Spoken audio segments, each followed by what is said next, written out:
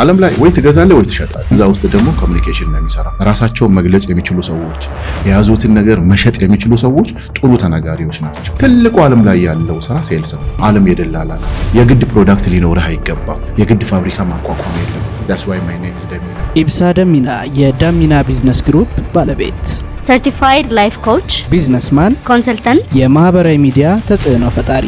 ኢንተርፕረነርሺፕ አሁን ላይ ፌመስ የሆነች ቃል ናት። ሁሉም ሰው ኢንተርፕረነር ነኝ ምናምን። እኔ ግን በኢንተርፕረነርሺፕ አይደለም ማምነው፣ በኢንትራፕረነርሺፕ። ኢንትራፕረነር ምን መሰለህ? በመጀመሪያ ደረጃ ማንኛውም ስራ ውስጥ ሶስት ነገር ግድ ነው። አንደኛው፣ ሁለተኛው፣ ሶስተኛው ምንድን ነው? የማህበረሰብ ተማሪ የሆንክ ቀን ሁሌም እያደግክ ትሄዳለህ። ተምረህ ደግሞ ማንበብ ያቆምክ ቀን ሞተሃል። እኔ በፖለቲካ ልዩነትም አምናለሁ፣ በሰው ልዩነት ግን አላምንም። አብዛኛው ሰው ያልገባው አብሶ ደግሞ አሁን እየጀመሩ ያሉ ሶሻል ሚዲያ ተጠቃሚዎች አሉ። አንድ ሰው በምን አይነት መንገድ ቢጠቀም ነው ቫይራል ሊወጣ ይችላል? ሶሻል ሚዲያ ያገነናቸውን ሰዎች ዞር ብለን አሁን ራሱ ለምን የተወሰነ ሰዎች ገነኑ? ሶሻል ሚዲያ የነበርኩበት ዓለም የፋይናንስ ነው። ኢንሹራንስ መስርቻለሁ፣ ባንክ መስርቻለሁ። ለምን ቴክኖሎጂ መረጥክ? ቴክኖሎጂ መጠቀም የውዴታ ግዴታ ነው። ይሄንን ሪያላይዝ ያደረከው በምን ነበር? የአብርሃም ጥያቄ። አሁን ባለህበት መረዳት ቢዝነስ እንዴት ነው የምትረዳው? እውነቱን ማመን። እውነቱ ምንድነው? እውነቱ ምንድነው? ሰላም የተወደዳችሁ የአላይፍ ፖድካስት ቤተሰቦች እንደምን አላችሁ? ይህ ቻናላችን ከተጀመረ በ8 ወር ጊዜ ውስጥ ከ180 ሺህ በላይ እናንተን የመሰለ ድንቅ ተከታዮቻችንን ማግኘት ችለናል። አሁን ደግሞ በዚህ ዓመት በያዝነው ፕላን መሰረት ከ1 ሚሊዮን ሰብስክራይበር በላይ ለመድረስ እየሰራ እንገኛለን። ታዲያ የዚህ ጉዟችን አካል እንድትሆኑ ሰብስክራይብ ካላደረጋችሁ ሰብስክራይብ እንድታደርጉ፣ እንዲሁም ደግሞ እስካሁን ድረስ በቀረቡት ገስቶቻችን ላይ ያላችሁን ማንኛውም አይነት አስተያየት ኮመንት ላይ ጻፉልን። ወደ ፕሮግራማችን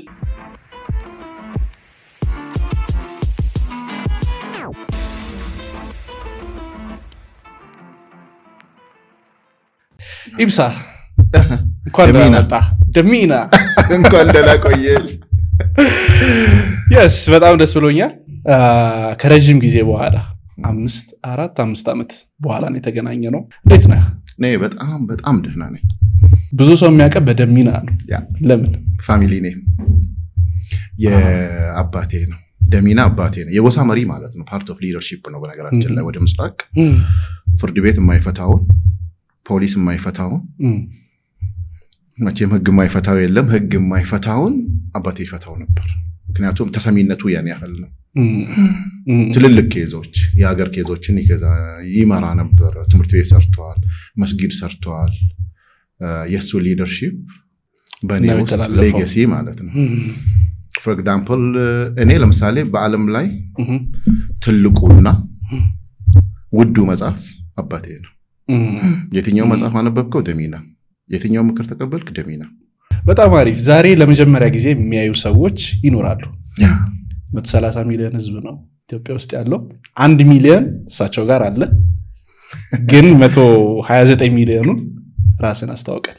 ባክግራውንድ የፋይናንስ ሰው ነኝ። ከመጀመሪያ ዲግሪ እስከ 3ኛ ዲግሪ እንደ ማንኛውም ኢትዮጵያዊ ወድቆ መነሳት፣ መቸገር፣ በጣም እንቅልፋምና ጨዋታ የሚወድ ልጅ ነበርኩኝ።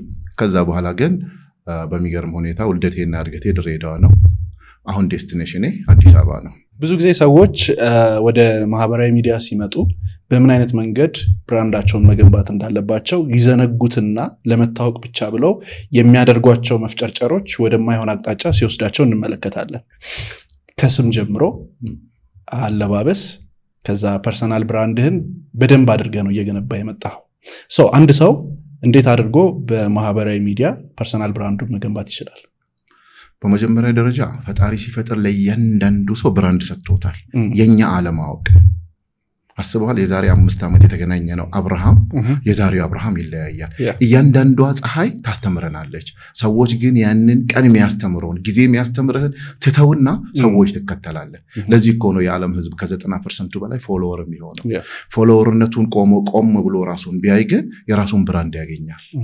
ስለዚህ አሁን ለምሳሌ አብርሃም በላይፍ ፖድካስት ፌመስ ነው፣ ታውቋል። እኔ ግን በሱ አይደለም የምታወቀው። that's not my brand። የኔ ብራንድ ነገ ይናጀራል። ይሄ ለምሳሌ እኔ የምለው ሰላም ሆኑ፣ ሰላም ከእናንተ ጋር ይሁን ማለት ነው በኦሮምኛ። ይሄ ብራንድ በኦሮምኛ ተናጋሪ ውስጥ ያለ የኔ አይደለም የህዝብ ቃል ነው። ነገር ግን ምንድነው እኔ ብራንድ አረኩት። ኤቭሪዌር ሄዳ አሁን ቲክቶክ ላይ መጥተህ ነገና ጅራዳ ካልክ ከስር ደሚና ብሎ ይጽፍልሃል። ምክንያቱም ምንድነው ፈጣሪ የሰጠህ ነገር አለ ያንን ማግኘት በቻል ነው። ሰዎች አሁን በነገራችን ላይ ፌመስ የሚባል ነገር አላምንበት ነው። ፌመስ የሚባለው ነገር እኔ ወይ አንተ ወይ 5 ሚሊዮን 40 ሚሊዮን ወይ 50 ሚሊዮን ያለው ሰው አይደለም። ፌመስ ህዝብ ነው። ፐብሊኩ ነው ፌመስ። ሲያምንብህ ነው ፌመስ የሚያደርግ ገባ። አሁን አብዛኛው ሰው ፌመስ ነኝ ብሎ ደረቱን ይነፋል። ዳት ኢዝ ዘ ወርስት ስህተት እዛ ጋር ነው። ያ ፌመስ ያደረገህ ማህበረሰብ ግን ካንተ የሚፈልገው ነገር አለ። አሁን አብዛኛው ሰው ፌመስ ነው አየር ላይ the so called እንደዚህ ያዘልኝ ማንንም ለመንካት ሳይሆን ያንተ ፌመስ አያርገውና ዛሬ ሶሻል ሚዲያ ሙሉ በሙሉ ዓለም ላይ ቢዘጋ ማህበረሰቡ ውስጥ ፌመስ ነው ወርደህ መሬት ላይ የምትሰራው ነገር ነው አንተም ፌመስ የሚያደርገው። ብራንድ ነው ከዚህ ጋር ነው ማያይዘው። ለምሳሌ እኔ የተማርኩት የመጀመሪያ ዲግሪ ኮሙኒኬሽን ነው፣ ሁለተኛው MBA ነው፣ ሶስተኛው ኢስላሚክ ፋይናንስ ነው፣ ማይክሮ ፋይናንስ ነው፣ አይቷል ኢሞሽናል ኢንተለጀንስ ነው፣ ሪሌሽንሺፕ ነው። ወረቀት ስብስቡ ማለት ነው። my niche is not that። ከሶስተኛው ዲግሪ በላይ ግን ፈጣሪ የሰጠኝ ይሄ አሁን ማወራበት ሰው መመክርበት ማሰለጥንበት ዲግሪ ያልወሰድኩበት ማህበረሰቡ እንዲማርበት ስለምፈልግ ዲግሪ የሌለው ከዲግሪ በላይ ሆኖ ህይወቴን ሁሉ ቀይሮታል። ስለዚህ ዳይሬክሽንን ስታገኝ ገበሬ ስትሆን እኮ ሁለት ጎን ለጎን ያሉ ገበሬዎች እኩል ፈጣሪ እኩል ፀሐይ ሰጥቷቸዋል፣ ደመና ሰጥቷቸዋል፣ ዝናብ ሰጥቷቸዋል። አንደኛው ግን ከመሬቱ ጋር ያወራል። ፎከሱ እዛ ላይ ነው። ይሰራል፣ ሰበብ አያበዛም፣ ወድቆ ይነሳል። የዚህ ኩታ ገጠም መሬት ላይ አንደኛው ምንም አያገኝም፣ አንደኛው ግን በደንብ ያመርትበታል። ስለዚህ አብዛኛው ሰው የራሱን ብራንድ ለማግኘት መጀመሪያ ቆም ብሎ ራሱን ከዛ ውጪ ምንድነው ፈጣሪን ይጠይቅ። ጌታዬ ፈጥረኸኛል፣ የኔ ኒች የትኛው ነው? ይሄ ዝም ብለህ ተበታትነህ የምትጠይቀው አይደለም። የሰው ልጅ የሚለወጠው እኮ ሲቸገር ነው እኮ። የተቸገርክ ቀን ጸሎት እኮ ይሄዳል። ምክንያቱም አትረበሽማ። ቲክቶክ የለም፣ ሶሻል ሚዲያ የለም፣ ቫይብሬሽን የለም፣ ክላክስ የለም። የቸገረው ሰው አይሰማም። የአዲስ አበባ ህዝብ ሁሉ አመቶ ክላክስ ቢያደርግበት ጆሮ አይሰማም። ኦልሬዲ ቸግሮታል። በቃ ስለቸገረው ነገር ከፈጣሪ ጋር ያወራል። እዛ ሞመንት ላይ መድረስ ነው ከባድ።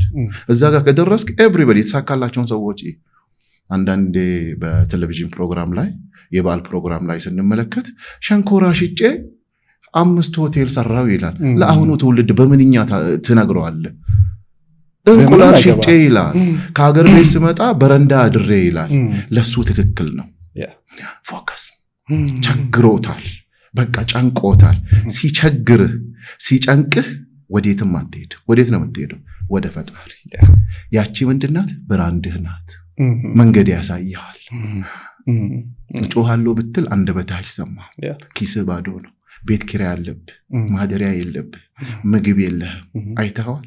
ያኔ ማሰቢያ ሁሉ ከፈጣሪ ጋር ጌታዬ ሆይ ምን ባደርግ ይሻለኛል? እዛች መስመር ያሳይሃል። ያቺን መስመር ማሳደግ ያንተ ነው። አንተ እዚህ ጋር የደረስከው እኮ ስለቸገረህ እኮ ነው ዛሬ አላይቭን የከፈትከው። ቸግሮሃል። ሰዎች አያውቁም። ዛሬ አብርሃም ትልልቅ እንግዶችን አምጥቶ ትልልቅ ስራዎችን ሲሰራ ዋው አብርሃምን መሆን ፈልጋለሁ ይላል። አይቻልም። በርገር እየበላ አብርሃምን አትሆንም በምንም ተአምር። the so called በርገር እየበላ ስል ሳይቸግርህ ማለት ነው አትችልም። ህይወት የራሷ ጦርነት ናት። የጦርነቱ አዛዥ ግን አንተ ነህ። የራስህን የውስጥ ጦርነት በቃ ጀነራሉም አንተ ነህ፣ ተራ ወታደሩም አንተ ነህ፣ ታንከኛውም እግረኛውም አየር ኃይሉም ለህይወት።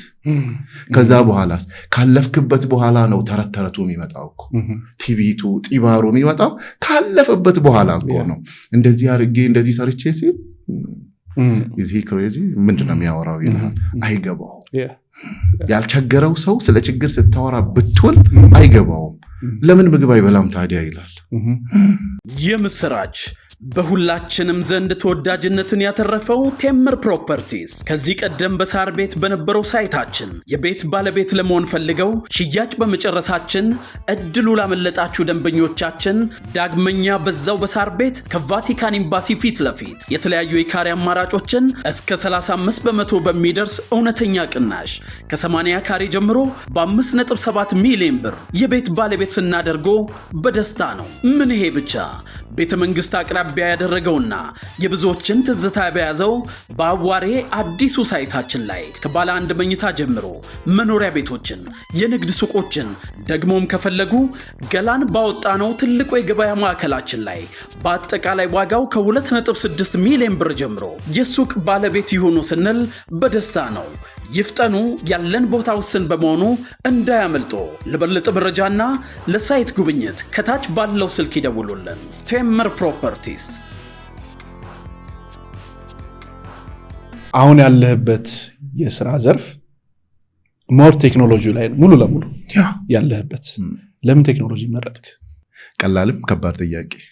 ቴክኖሎጂን የማትጠቀም ከሆነ ተራምደ ደረጃ አትወጣም ከዚህ በኋላ። በቃ ቴክኖሎጂ ነው። ቴክኖሎጂ መጠቀም የውዴታ ግዴታ ነው። ዓለም ጋር አትደርስማ በእግር ሄደ። ይህንን ሪያላይዝ ያደረከው በምን ሞመንት ነበር? አላስታውሰው። ምክንያቱም አነባለሁ። ቀላሏ መልስ እቺ ነች። ምክንያቱም ለምን መሰለህ? አንዳንድ ጊዜ ስታወራ እውነቱን ነው ማውራት ያለብን። እንትና ጋ ሆኜ ካልኩኝ ክሮስ ቼክ ስትጠይቀኝ ልስታት እችላለሁ። አላስታውሳትም። የነበርኩበት ዓለም የፋይናንስ ነው። ባንክን፣ ኢንሹራንስ መስርቻለሁ፣ ባንክ መስርቻለሁ፣ ባንክ አማካሪ ነኝ፣ ባንክ ላይ ኢንሹራንስ ላይ አሰለጥናለሁ። እቺኛዋ ፓርት በተፈጥሮዬ ምናልባት ሰዎች አያስታውሱት፣ ቤተሰቦቻችሁን አዳምጡ። አባቴ ደሚነን ነፍሱን ይማረውና 3ኛ ክፍል ተማሪ ያለው ነው የኔን ኒች ያወቀው። እኔ ግን አላቅም። 3ኛ ክፍል ያለው ጋዜጠኛ ይለኝ ነበር ያኔ። እኔ ግን 3ኛ ክፍል አስበው፣ አንድ የ3ኛ ክፍል ተማሪ አስበዋል። እድሜው 8 እና 9 የከተማ ልጅ ምንም ኮሙኒኬሽን ላይ ጥሩ ነበርክ ማለት ነው። ያ አም ጉድ አት ኮሙኒኬሽን። በነገራችን ላይ ኮሙኒኬሽን ላይ ጥሩ መሆን አንዱ ዓለም ላይ ውዱ ማለት ነው። ዓለም ላይ ወይ ትገዛለህ ወይ ትሸጣለህ። እዛ ውስጥ ደግሞ ኮሙኒኬሽን ነው የሚሰራው። ራሳቸውን መግለጽ የሚችሉ ሰዎች፣ የያዙትን ነገር መሸጥ የሚችሉ ሰዎች ጥሩ ተናጋሪዎች ናቸው። መናገር መቻል ሳይሆን የምትናገርበትን ቦታ ለይተህ ማወቅ። ከዛ በኋላ ሰዎችን የማያስከፋ የሚያስተምር ንግግር መናገር ከቻልክ ድህነት ደናደር በምንም ታምር። አሁን ቴክኖሎጂና ወጣቶች ላይ ነው መሰራው። ምናልባት ላለፉት 2 ዓመታት ከ50 ሺህ በላይ ወጣቶችን አሰልጥኛለሁ። ስለዚህ ይሄ ምንድነው? እኔ ማሰለጥነው ነገር የወጣቱን ህይወት የማይለውጥ ከሆነ፣ እውነቱን የማይነግራቸው ከሆነ በሚቀጥለው ስመለስ ሰዎች ቁጭ ብለው አይጠብቁ። ዛሬ የምትናገረው ነገር ወይም የምታሰለጥነው ነገር ካፍህ የሚወጣው ነገር ልክ እንደ ባንክ ዲፖዚት ነው። ነገ ተመነዝረዋለህ። ጥሩ ነገር የማትናገር ከሆነ ሰዎች ፎሎ አያደርጉህም። ስብሰባ ስትገባ ራሱ እወቅ፣ ስብሰባ ላይ ለ2ኛ ጊዜ መጥተህ ሰዎች ወደ መጸዳጃ ቤት የሚመላለሱ ከሆነ ችግር አለብህ። የሚያራግቡ ከሆነ ችግር አለብህ። የሚተነፍሱ ከሆነ ችግር አለብህ። ምክንያቱም አላገኘሃቸውም። በኮሙኒኬሽን የመጀመሪያ ዲግሪ፣ ከዛ ኤምቢኤ፣ ከዛ ኢስላሚክ ፋይናንስ፣ እነዚህ ሁሉ ከቢዝነስ ጋር ነው የሚገናኙት። ኤግዛክትሊ። አሁን ባለህበት መረዳት ቢዝነስ እንዴት ነው የምትረዳው? በዛኔው አይደለም አሁን ማመን፣ እውነቱን ማመን። እውነቱ ምንድነው? እውነቱ ምንድነው? አሁን ያለንበትን ቦታ ማመን። ሰዎች ቀድመው ሄደዋል። ለምሳሌ ፎቅ ሰራለሁ ካልክ ፎቅ ሰርተዋል። ፋብሪካ ሰራለሁ፣ ፋብሪካ ሰርተዋል። እነሱ ሄደዋል ብለህ አለማቆ ያንተ የመጀመሪያው ቀን ዛሬ ሊሆን ይችላል። ያቺን ማመን ነው። ቢዝነስ ውስጥ ደግሞ ትልቁ የትኛው ነው? ትረስት፣ እምነት አምጣ።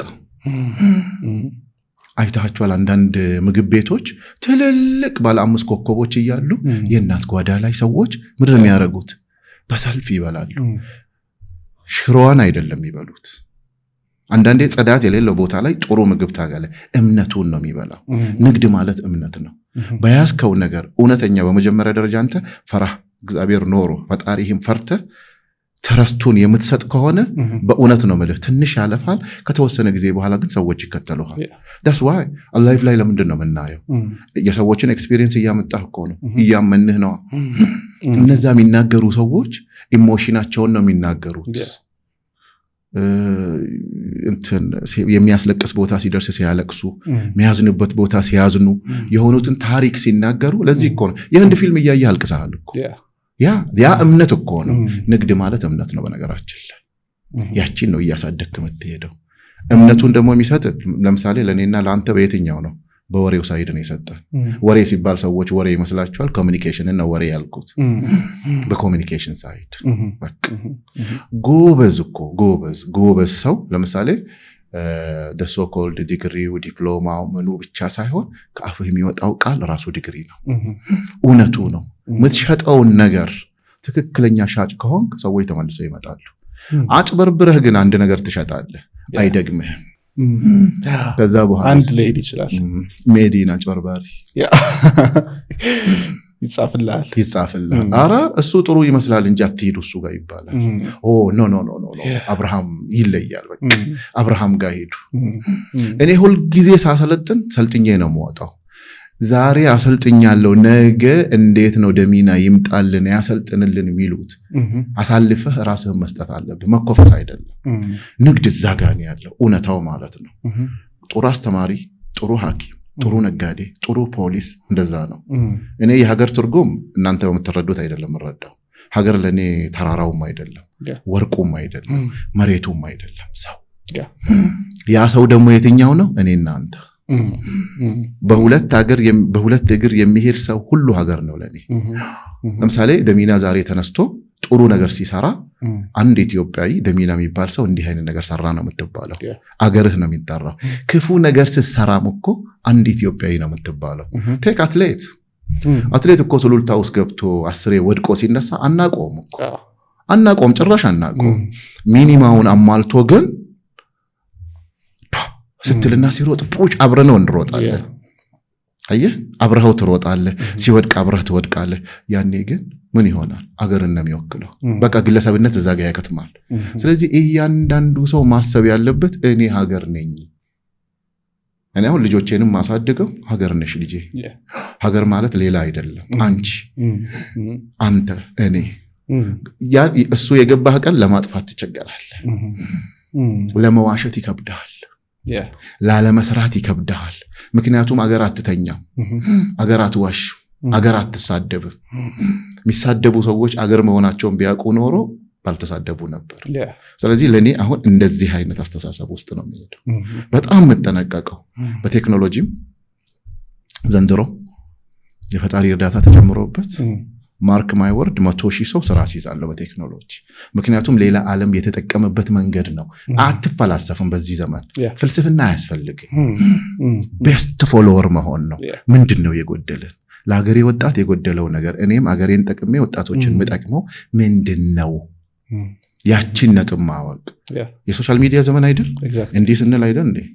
ጅብ ውሻ ነከሰ፣ አህያ ጅብ ነከሰች፣ ከሌ ሰደበ። ይሄ እድሜያችሁን ነው እየሰረቀ ያለው። ምንድነው? ሰዓትህን፣ ጊዜህን፣ ጉልበትህን፣ ጤንነትህን እየበላው ነው ሶሻል ሚዲያ። አንተስ እንዴት አድርገህ ትበቀለዋለህ? ምክንያቱም ወጣትና በዚህ እድሜ the coming 10 years believe or not በሚቀጥሉት 10 ዓመት ውስጥ የማታውቀው የ18 19 ዓመት እንዲህ ሱሪህን ከፍ አድርግ ብለህ መንገድ ላይ የምትለክፈው ልጅ ቢሊየነር ነው የሚሆነው because of technology።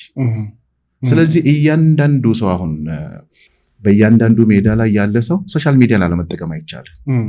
በዓለም ደረጃ በኢትዮጵያ አይደለም፣ በዓለም ደረጃ ሶሻል ሚዲያ ያገነናቸውን ሰዎች ዞር ብለን እኔ አሁን ራሱ ለምን የተወሰነ ሰዎች ገነኑ ሶሻል ሚዲያ ላይ አጠቃቀሙን ስላወቁበት። ሰዎች አንዳንዴ ምን ይላሉ? አሁን ሳሰለጥናቸው በቃ ከዚህ በኋላ ደሚና ግን በዚህ 10 ዓመት ውስጥ አርቲፊሻል ኢንተለጀንስ ከጨዋታ ውጭ አያወጣንም ይላል። አርቲፊሻል ኢንተለጀንስ አያወጣህም። አርቲፊሻል ኢንተለጀንስን ኤአይን በአግባቡ የሚጠቀም ሰው ግን ያወጣል። ስለዚህ ምን መሆን አለብኝ? በአግባቡ መሰልጠን፣ በአግባቡ ማንበብ። በጣም የሚገርመው ደግሞ የቴክኖሎጂ ነገር አሁን እኔ ለቴክኖሎጂ ባለሙያዎች ልተውና ሶሻል ሚዲያ መጠቀም ችሎ መሸጥና መለወጥ አልችልም የሚል ሰው በራሱ ጊዜ እየቀለደ ነው። የግድ ካምፓኒ ሊኖርህ አይገባም። አብርሃም አለው። ከዛ እኔ መጣና ደግሞ ያንተ ምርቶች በነፃ አስተዋውቃለሁ። ከዛ በኋላ ይሄን ምርት የምትፈልጉ ከሆነ ፕሊዝ ኮንታክት ሚ። የኔን ቁጥር ነው ማስቀምጠው በማ ፕሮዳክት ላይ፣ ባንተ ፕሮዳክት ላይ። ከዛ አንተ ጋር መጣና አብርሽ 100 ሰዎች ያንተ ካምፓኒ ላይ ፕሮዳክት ሊገዙ ይመጣሉ።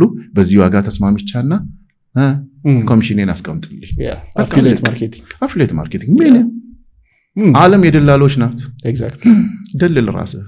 ሞር ቪዚብል በሆንክ ቁጥር ሰዎች አይን ውስጥ ትገባለህ። ሞር ሰዎች አይን ውስጥ በገባህ ቁጥር ሰዎች ያምኑሃል። ባመኑ ቁጥር የምትፈልገውን መልእክትም ሊሆን ይችላል የምትፈልገውን አገልግሎት ካለህም ያንን አገልግሎት ለማድረስም በጣም ቀላሉ መንገድ ይሆናል። ነገር ግን አብዛኛው ሰው ያልገባው አብሶ ደግሞ አሁን እየጀመሩ ያሉ ሶሻል ሚዲያ ተጠቃሚዎች አሉ እንዴት አድርጌ ልታይ ብለው የማይሆን ነገር ሲያደርጉ ይታያል። አንድ ሰው በምን አይነት መንገድ ቢጠቀም ነው ቫይራል ሊወጣ የሚችለው? ይኸውልህ ቫይራል ሁለት አይነት ነው። እሺ በሚሊዮን የሚታይ ቫይራል፣ በሚሊዮን የማይታይ 100 ሰው 200 ሰው ብቻ የሚያየው ቫይራል። በሚሊዮን የሚታይ ቫይራል ለመሳቅ ብቻ ለቁም ነገር አይደለም። ሲደብረው አንተ ጋር መጥቶ ሚስቅ ከሆነ ለቁም ነገር አትፈለግ። ኮሜዲያን ካልሆንክ ኮሜዲያን ስራው ነው ማሳቅ። ከዛ ውጪ ግን እኔ ዓለም ላይ ዞር ዞር ብላችሁ እኛም ሀገር ውስጥ ያሉ ሚሊዮን ፎሎወር ያላቸው ሰዎች አሉ። 200 ፎሎወር ያለው ሰው ግን ተጽዕኖ ፈጣሪ ያለ ማስታወቂያ የሚሰራ ስርዓት ያለው ለራሱም ለትውልድም የሚሆን ማለት ነው። እቺን ነው መለየት ያለባቸው። ቫይራል የምትሆነው ለምንድን ነው? አስክ ዮርሰልፍ ዋይ። ለምን አብርሃም ለምንድን ነው አላይቭን የከፈተው? ህይወቱን ሊለውጥ አገሩን የሰዎችን ኤክስፒሪየንስ ወደ ሜዳ አምጥቶ ከዚህ እንዲማሩ ማድረግ እኮ ነው። አብዛኛው እኮ ዓላማ የለው። ቲክቶክን ከፍቻለሁ ይሉኛል፣ አልሄድ ብሎኛል፣ ምን ላርግ ይላል። አንደኛ የሱ ፔጅ ላይ ስትገባ ይረብሻል። ጠዋት የለቀቀው ሌላ፣ ከሰዓት የሚለቀው ሌላ። አንዳንድ ጊዜ ደግሞ የሱንም የአገሩንም ሁሉን ነገር የማይመጥን ነገር። አሁን ደስ የሚለው ይኸውልህ ሚዲያ ኤሌክትሮኒክ ሚዲያ እና ፕሪንት ሚዲያ ይባላል ድሮ ማለት ነው። አሁን ግን ሶሻል ሚዲያ ተጨመረበት ከኤሌክትሮኒክ ሚዲያ ማለት ነው። ሳንሱር የለው፣ ኤዲቲንግ የለው። ከዛ በኋላ ይሉኝታ የለው። ሁሉም ሰው ምድር ላይ ያለው ሰው ሁሉ ጋዜጠኛ ሆነ፣ ሁሉም ተንታኝ ሆነ። ግን ስንት ሰው ይሰማሃል? ዛሬ ዋሽተህ ያልሆነውን ሆነዋል ብለህ ዛሬ ነው ያየዋል አይደግሞ። ከዛ በኋላ ትዘጋውና እንደገና ትቆይና በአዲስ መልክ ምግብ ጀምረናል ትላለህ። አረ ትናንትና ያበላህን ምግብ ረሳሽው እንዴ? መልሶልሃል። አሁን ቫይራል የሆኑ ታዋቂ የሆኑ ሰዎች አሉ፣ በጣም ግን ስርዓት የሌላቸውን ነገር የሚፈጽሙ ማለት ነው። አንድ ማስታወቂያ ከሱ ጋር ለመስራት ትፈራለህ። ኖዳት ፎቶ አብረው ለመነሳት ልትደበርበት ትፈልጋለህ። ስለዚህ እዚህ ጋር ነው መለየት ያለባቸው። አንተ ማታምንበትን ቅድም ያልኩት እምነት ልክ እንደ ምግብ ቤት ነው። ምግብ ቤት ስትከፍት አሁን ሰዎች ጥሩ ምግብ ሰርተናል ይላሉ። አንተ ራስህ ህዝብውንና ብላና ያው ለአንተ ያልጣፈጠ ምግብ ለኔ አይጣፍጥም። የፈለከውን ያህል ብሰራ ማለት ነው። አንተ ያላመንክበትን ሶሻል ሚዲያ እኔ መጥቼ አንተ ላይ ላስተዋውቅ፣ አንተ ያፈርክበት አረ ደናደር ነገና ጀራባ አይሆንም። በጣም የሚገርመው የማይታወቁ ሰዎች ናቸው እኮ አሁን ሶሻል ሚዲያ ላይ የምናውቃቸው ቁም ነገር ያላቸው ተክደም ብዙ ወጣቶች አሉ። አሁን በዩቲዩብ በሚሸጡ እቃዎች አሁን ጎበዝ ልጆች አሉ። እነዚህ ከተለያዩ ሀገር ቻይና ምናምን እቃ አምጥተው ይሄ ለእንትን ይጠቅማል፣ ጊዜ የላቸው፣ በማስታወቂያው ላይ ነው ያላቸው። ብታያቸው ፎሎወሮቻቸው ኦኬ 100,000 ኦር ከዛም በታች ምናምን ነው። ግን አብዛኛውን ጊዜ ደግሞ ሰው አሁን ሶሻል ሚዲያ ደግሞ ከባዱ ነገር ምን እንደቀማን ታውቃለህ? እንቅልፍ። ያልተኛ ሰው ደግሞ ጤነኛ አይደለም። ምንም በቀን ስንት ሰዓት ነው የምታየው? እሱ ብቻ አይደለም፣ ኢራ ኦፍ ዲስትራክሽን ይባላል። ይሄ የግርግር የራብሻ ያ ዲስትራክሽን ምን ነው የሚያመጣው? ሎክ ያው ማታ እንዲህ ሲል ሚድናይት ያልፋል፣ የመተኛ ጊዜው። ሌሊት ላይ ደግሞ ብድግ ብሎ ለመጸዳጃ ቤት እንኳን ሲሄድ ስልኩን አያምነውም፣ እንደገና ያምናል። ከእንቅልፉ ጠዋት ሲነሳ ኢቭን ባለትዳር ሆኖ ሚስት ያለው ሚስቱን ውዴ እንዴት አደርሽ አይልም፣ ስልኩን ነው እንዴት አደርክ የሚለው። ተመልከት። ከዛ በኋላ ትራንስፖርት አለ፣ ትምህርት ቤት አለ፣ ስራ አለ፣ ስብሰባ አለ። ከዛ በኋላ በመሃል ደግሞ አለ ሶሻል ሚዲያ። ከዛ ሲመሽስ ታክሲ ላይ አለ። ቤት ሲገባ ደግሞ ወንድ ከሆነ በዚህ እጅ ሞባይል ነው፣ በዚህ እጅ ደግሞ ሪሞት ነው። ደን ይሄ ሰውዬ ምንድነው ሽክርክሪት ውስጥ ነው ያለው። ቆሞ ማለት አብዛኛው ሰው አይተኛም። ካልተኛ እንቅልፍ ካልተኛ አይደለም። ጠዋት 1 ሰዓት ከ20 ጀምሮ አዲስ አበባ ውስጥ ከተማው እኮ በክላክስ ነው እኮ የምትቀወጠው። ሲቼክ አድርጉ ልቀቅልኝ ይላል። ለምን ማታ አልተኛማ። ጠዋት ሲነሳ የልጆች ትምህርት ይረፍድበታል። ኧረ ተነሱ ውጡ፣ ቁርስ አልደረሰኝ፣ ጫማ የታል፣ ደብተር የታል። ደን መንገድ ላይ ሲነዳ ምን ይመጣበታል? መንገድ ሁሉ ይዘጋጋል። ከዛ እኔና ልጆቼን ብቻ ትምህርት ቤት ላድርስ ክፈቱልኝ። የኔ ነው መንገዱ። የሶሻል ሚዲያ ትሩፋት ብስጭት ይበዛል አሁን ሰው ጋር በጣም። ስለዚህ ምንድነው ያልተኛ ሰው ለብስጭት ቅርብ ነው። ስለዚህ ለእንቅልፋችሁ ሶሻል ሚዲያችሁን እጅ ፍሬን ያዙበት፣ ጊዜ ስጡት፣ ገደብ ስጡት። እንደ ሶሻል ሚዲያ ደግሞ ጥሩ ነገር የለም በነገራችን ላይ። የትማትም ለመማርም በቂ ነው ቲክቶክ፣ ለማበድም ለማልቀስም ቲክቶክ በቂ ነው። ግን የምትመርጠው ኒች ይወስነዋል። የምስራች በሁላችንም ዘንድ ተወዳጅነትን ያተረፈው ቴምር ፕሮፐርቲስ ከዚህ ቀደም በሳር ቤት በነበረው ሳይታችን የቤት ባለቤት ለመሆን ፈልገው ሽያጭ በመጨረሳችን እድሉ ላመለጣችሁ ደንበኞቻችን ዳግመኛ በዛው በሳር ቤት ከቫቲካን ኤምባሲ ፊት ለፊት የተለያዩ የካሬ አማራጮችን እስከ 35% በሚደርስ እውነተኛ ቅናሽ ከ80 ካሬ ጀምሮ በ5.7 ሚሊዮን ብር የቤት ባለቤት ስናደርጎ በደስታ ነው። ምን ይሄ ብቻ! ቤተ መንግስት አቅራቢያ ያደረገውና የብዙዎችን ትዝታ በያዘው በአዋሬ አዲሱ ሳይታችን ላይ ከባለ 1 መኝታ ጀምሮ መኖሪያ ቤቶችን፣ የንግድ ሱቆችን ደግሞም ከፈለጉ ገላን ባወጣነው ትልቁ የገበያ ማዕከላችን ላይ በአጠቃላይ ዋጋው ከ2.6 ሚሊዮን ብር ጀምሮ የሱቅ ባለቤት ይሆኑ ስንል በደስታ ነው። ይፍጠኑ፣ ያለን ቦታ ውስን በመሆኑ እንዳያመልጦ። ለበለጠ መረጃና ለሳይት ጉብኝት ከታች ባለው ስልክ ይደውሉልን። ቴምር ፕሮፐርቲስ። አሁንም ውይይታችን እንደቀጠለ ነው፣ አልጨረስንም። ነገር ግን እስካሁን የተማራችሁትን ነገር አንድ ጊዜ ኮመንት ላይ ጻፉልን። ከዚያም ደግሞ ሰብስክራይብ ማድረጋችሁን እርግጠኛ ሁኑ። መልካም ቆይታ። ሚዲያ ላይ የምንለቃቸው ቲክቶክም ሊሆን ይችላል፣ ሌሎቹ ፌስቡክም ምንም የምንለቃቸው ነገሮች አንዳንድ ጊዜ ሰው ጋር ይደርሱና ሰው ያውቃል፣ ሰው ይወዳል፣ ያከብራል። ግን የአንተን አገልግሎት ለመውሰድ አንተ ጋር የሆነ ነገር መኖር መቻል አለበት። ወይ ስኪል መኖር አለበት፣ ወይ ፕሮዳክት መኖር አለበት፣ ወይ በጎ አድራጎትም ከሆነ የሆነ ነገር መኖር አለበት። አንዳንድ ሰው ያ ነገር ሳይኖረው በቃ ዝም ብሎ ፖስት ያረጋል። ከዛ ሰው ሲል ምንም ነገር የለውም። ሰዎች የመጣውን ትራፊክ እንዴት አድርገው ወደ የአብዛኛው ሰው ጥያቄ ነው። ብዙ ፎሎወር አለኝ ስንት ብር ይከፍልሃል ይላል ህዝቡ ደግሞ። ምክንያቱም 900,000 ሰው አለ፣ 1.5 አለ ስንት ብር እያገኘ ነው ይላል። አየህ ህዝብ እንዴት እንደሰለጠነ፣ አንተ የምትለቀው ግን አልሰለጠንክ። ይሄን ሁሉ ሰው መሰብሰብ ከቻልክ ምን ነው እያጎረስክ ያለው?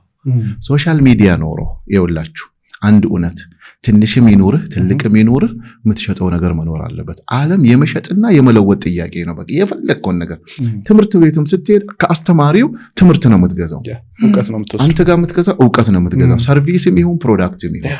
አሁን ግን ዓለም ላይ ያሉት ትልልቅ የሶሻል ሚዲያ ኢንፍሉዌንሰሮችም አላቸው።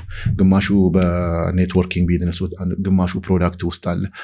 አሁን ጭላንጭል ይታያል እኛ ሀገር ላይ። ፕሮዳክት እንኳን ባይኖራቸው አምባሳደርነት፣ ብዙ ትራፊክ ስላላቸው አምባሳደርነት፣ እሱ የማንቂያ ደወል ነው።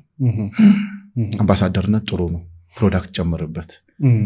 ፊርማ ካለቀስ ያልቃል፣ ሁሉም ነገር ፌድ ያደርጋል። ኤቭሪቲንግ ማቹሪቲ አለው። ቫሊዩ ካልጨመርክበት እንደ ቡና ነው። ጥሬ ቡና አለ፣ ከበሰለ በኋላ አለ፣ ከዛ በኋላ ይቆላል፣ ይፈጫል፣ ከዛ በኋላ የታሸገ ትሸጣለህ፣ ለሀገር ውስጥ ትሸጣለህ፣ ለውጭ ትሸጣለህ። ፕሮሰስ ነው። ሶሻል ሚዲያ እንደዛ ነው የሚፈልገው። ፕሮዳክት ነው። ፕሮዳክት ከሌለ ያንተ ኢንፍሉዌንስ ማምጣት ከፎቶ አይዘልም፣ ከይቅርታ ጋር ነው። ከፎቶ አይዘልም። በቃ ሰዎች ፎቶ ካንተ ጋር ተነስተው because you are famous። ከዛ በኋላ ወደ ቤት ስትገባ ግን ኪስህ ባዶ ነው። ስለዚህ ቆም ብለህ አስብ። ምን ተአማኒነት ያለው ፕሮዳክት፣ ምን አይነት ፕሮዳክት የምትሸጠው የምትለውጠው። ለምሳሌ ምንም የለህም የሚሸጥ ነገር፣ ለምሳሌ ብዙ ካምፓኒ ያላቸው ሰዎች አሉ። የነሱን ሴልስ ፓርት ወስደ ተአማኒነት ስላለ የሚመጥንህን ቦታ መርጠ ከነሱ ጋር የሽያጭ አገልግሎት መሄድ። ትልቁ ዓለም ላይ ያለው ስራ ሴልስ ነው። እኛ ሀገር ላይ እንደሚባለው ደላላ ሲባል እኮ የሆነች መንሰጣት ትርጉም አለ። ዓለም የደላላ ናት። ጎበዝና ቆንጆ ደላላ ሁን። የግድ ፕሮዳክት ሊኖርህ አይገባም። ከሰዎች ጋር ውል ተፈራረምና በአንተ ምክንያት ፕሮዳክታቸውን ሽጥ። የግድ ፋብሪካ ማቋቋም የለብህ። ቢኖርህ መልካም ነው። ቢኖርህማ ጎበዝ ነህ። ቢኖርህ የራስህን ትሸጣለህ። አሁን አንዳንድ ትምህርት ላይ የሚሰሩ ቴክኖሎጂ ላይ የሚሰሩ ሞጁሎች የሚሸጡ እንደዚህ አሉ። ለምሳሌ እኛ አሁን ኢለርኒንግ አለ ከምናስተዋውቀው ሌላ ከማሰለጥነው ኢንተርፕረነርሺፕ ላይ ፐርሰናል ዴቨሎፕመንት ላይ ከማሰለጥነው ሌላ ኢለርኒንግ አለ። በተለያዩ ቴክኖሎጂዎች እናስተምራለን። ምክንያቱም ተአማኒነቱ ማህበረሰብ ውስጥ አለን። ከዛ በኋላ ወደዚህ ስናመጣ ምንድነው እኛ የምናስተምረው ነገር ደግሞ ምስክርነቱ አለ። ከኛ ጋር የወጡ ልጆች የተወሰነ ዶላር ሲያገኙ የተወሰነ ዩሮ ሲያገኙ ስለዚህ ምንድነው የሚሸጥ ነገር አለ ማለት ነው። ኢንተርፕረነርሺፕ አሁን ላይ ፌመስ የሆነች ቃል ናት። ሁሉም ሰው ኢንተርፕረነር ነኝ ምናምን ሊንክድኢን ላይ ስገባ ፕሮፋይል ሁሉ ኢንተርፕረነር እድሜ ለቻትጂፒቲ ጽፎ ይሰጣል። በቃ ሊንክድኢን በጣም አሪፍ ነበር። ቻትጂፒቲ መጣችና ግን ሁሉም እናረገ ማለት ነው። የምሁሮች ምሁር አንዳንድ ስታነብ አንዳንዴ ተደነግጣል። እኔ ግን በኢንተርፕረነርሺፕ አይደለም ማምነው በኢንትራፕረነርሺፕ። ኢንትራፕረነር ምንድነው? ኢንትራፕረነር ምን መሰለህ? አንድ ሰው የሚሰራውን ነገር በአግባቡ ማወቅ አለበት። አንድ ሰው ዩቲዩብ መክፈት ይፈልጋል፣ ፖድካስት መክፈት ይፈልጋል። የማን የአላይቭ አይነትን። ስለዚህ ምን ያደርጋል? አብርሃም ጋር ይመጣና በነፃ አገልግሎት ይሰጣል ከመክፈቱ በፊት። that is ኢንትራፕረነርሺፕ እሱ ነው። አሁን ኢንተርፕረነርሺፕ የሚለው ወርድ ይዞ ሁሉም ሰው ሊሆን አይችልም። ፈጣሪ እንደዛ አይደለም የፈጠረን። አንዱን ገበሬ፣ አንዱን ወታደር፣ አንዱን ሐኪም አየህ፣ በእያንዳንዱ ቦታ ላይ ነው ያለችው። በጣም የሚገርመኝ አንዳንድ ቦታ መንግስት ማለት በየቦታው ሄጄ ስለማሰለጥን የተለያዩ ሼዶችን ያደርግና በአካልም ስላየውኝ በቃ ካለው አቅም ካለው ሀብት ያነሳና በተለይ ከስራ ዕድል ፈጠራ ከወጣቶች ጋር የሚሰሩ ብዙ ጓደኞቼ ናቸው እዛ ላይ የሚሰሩ ማማከራቸውም አሉ። ተደራጅተው ዳቦ ቤት ክፈቱልን ወይ የቡልኬት ፋብሪካ ወይ የፈርኒቸር ይላሉ። ስለዚህ ምን ይሆናል ማለት ነው?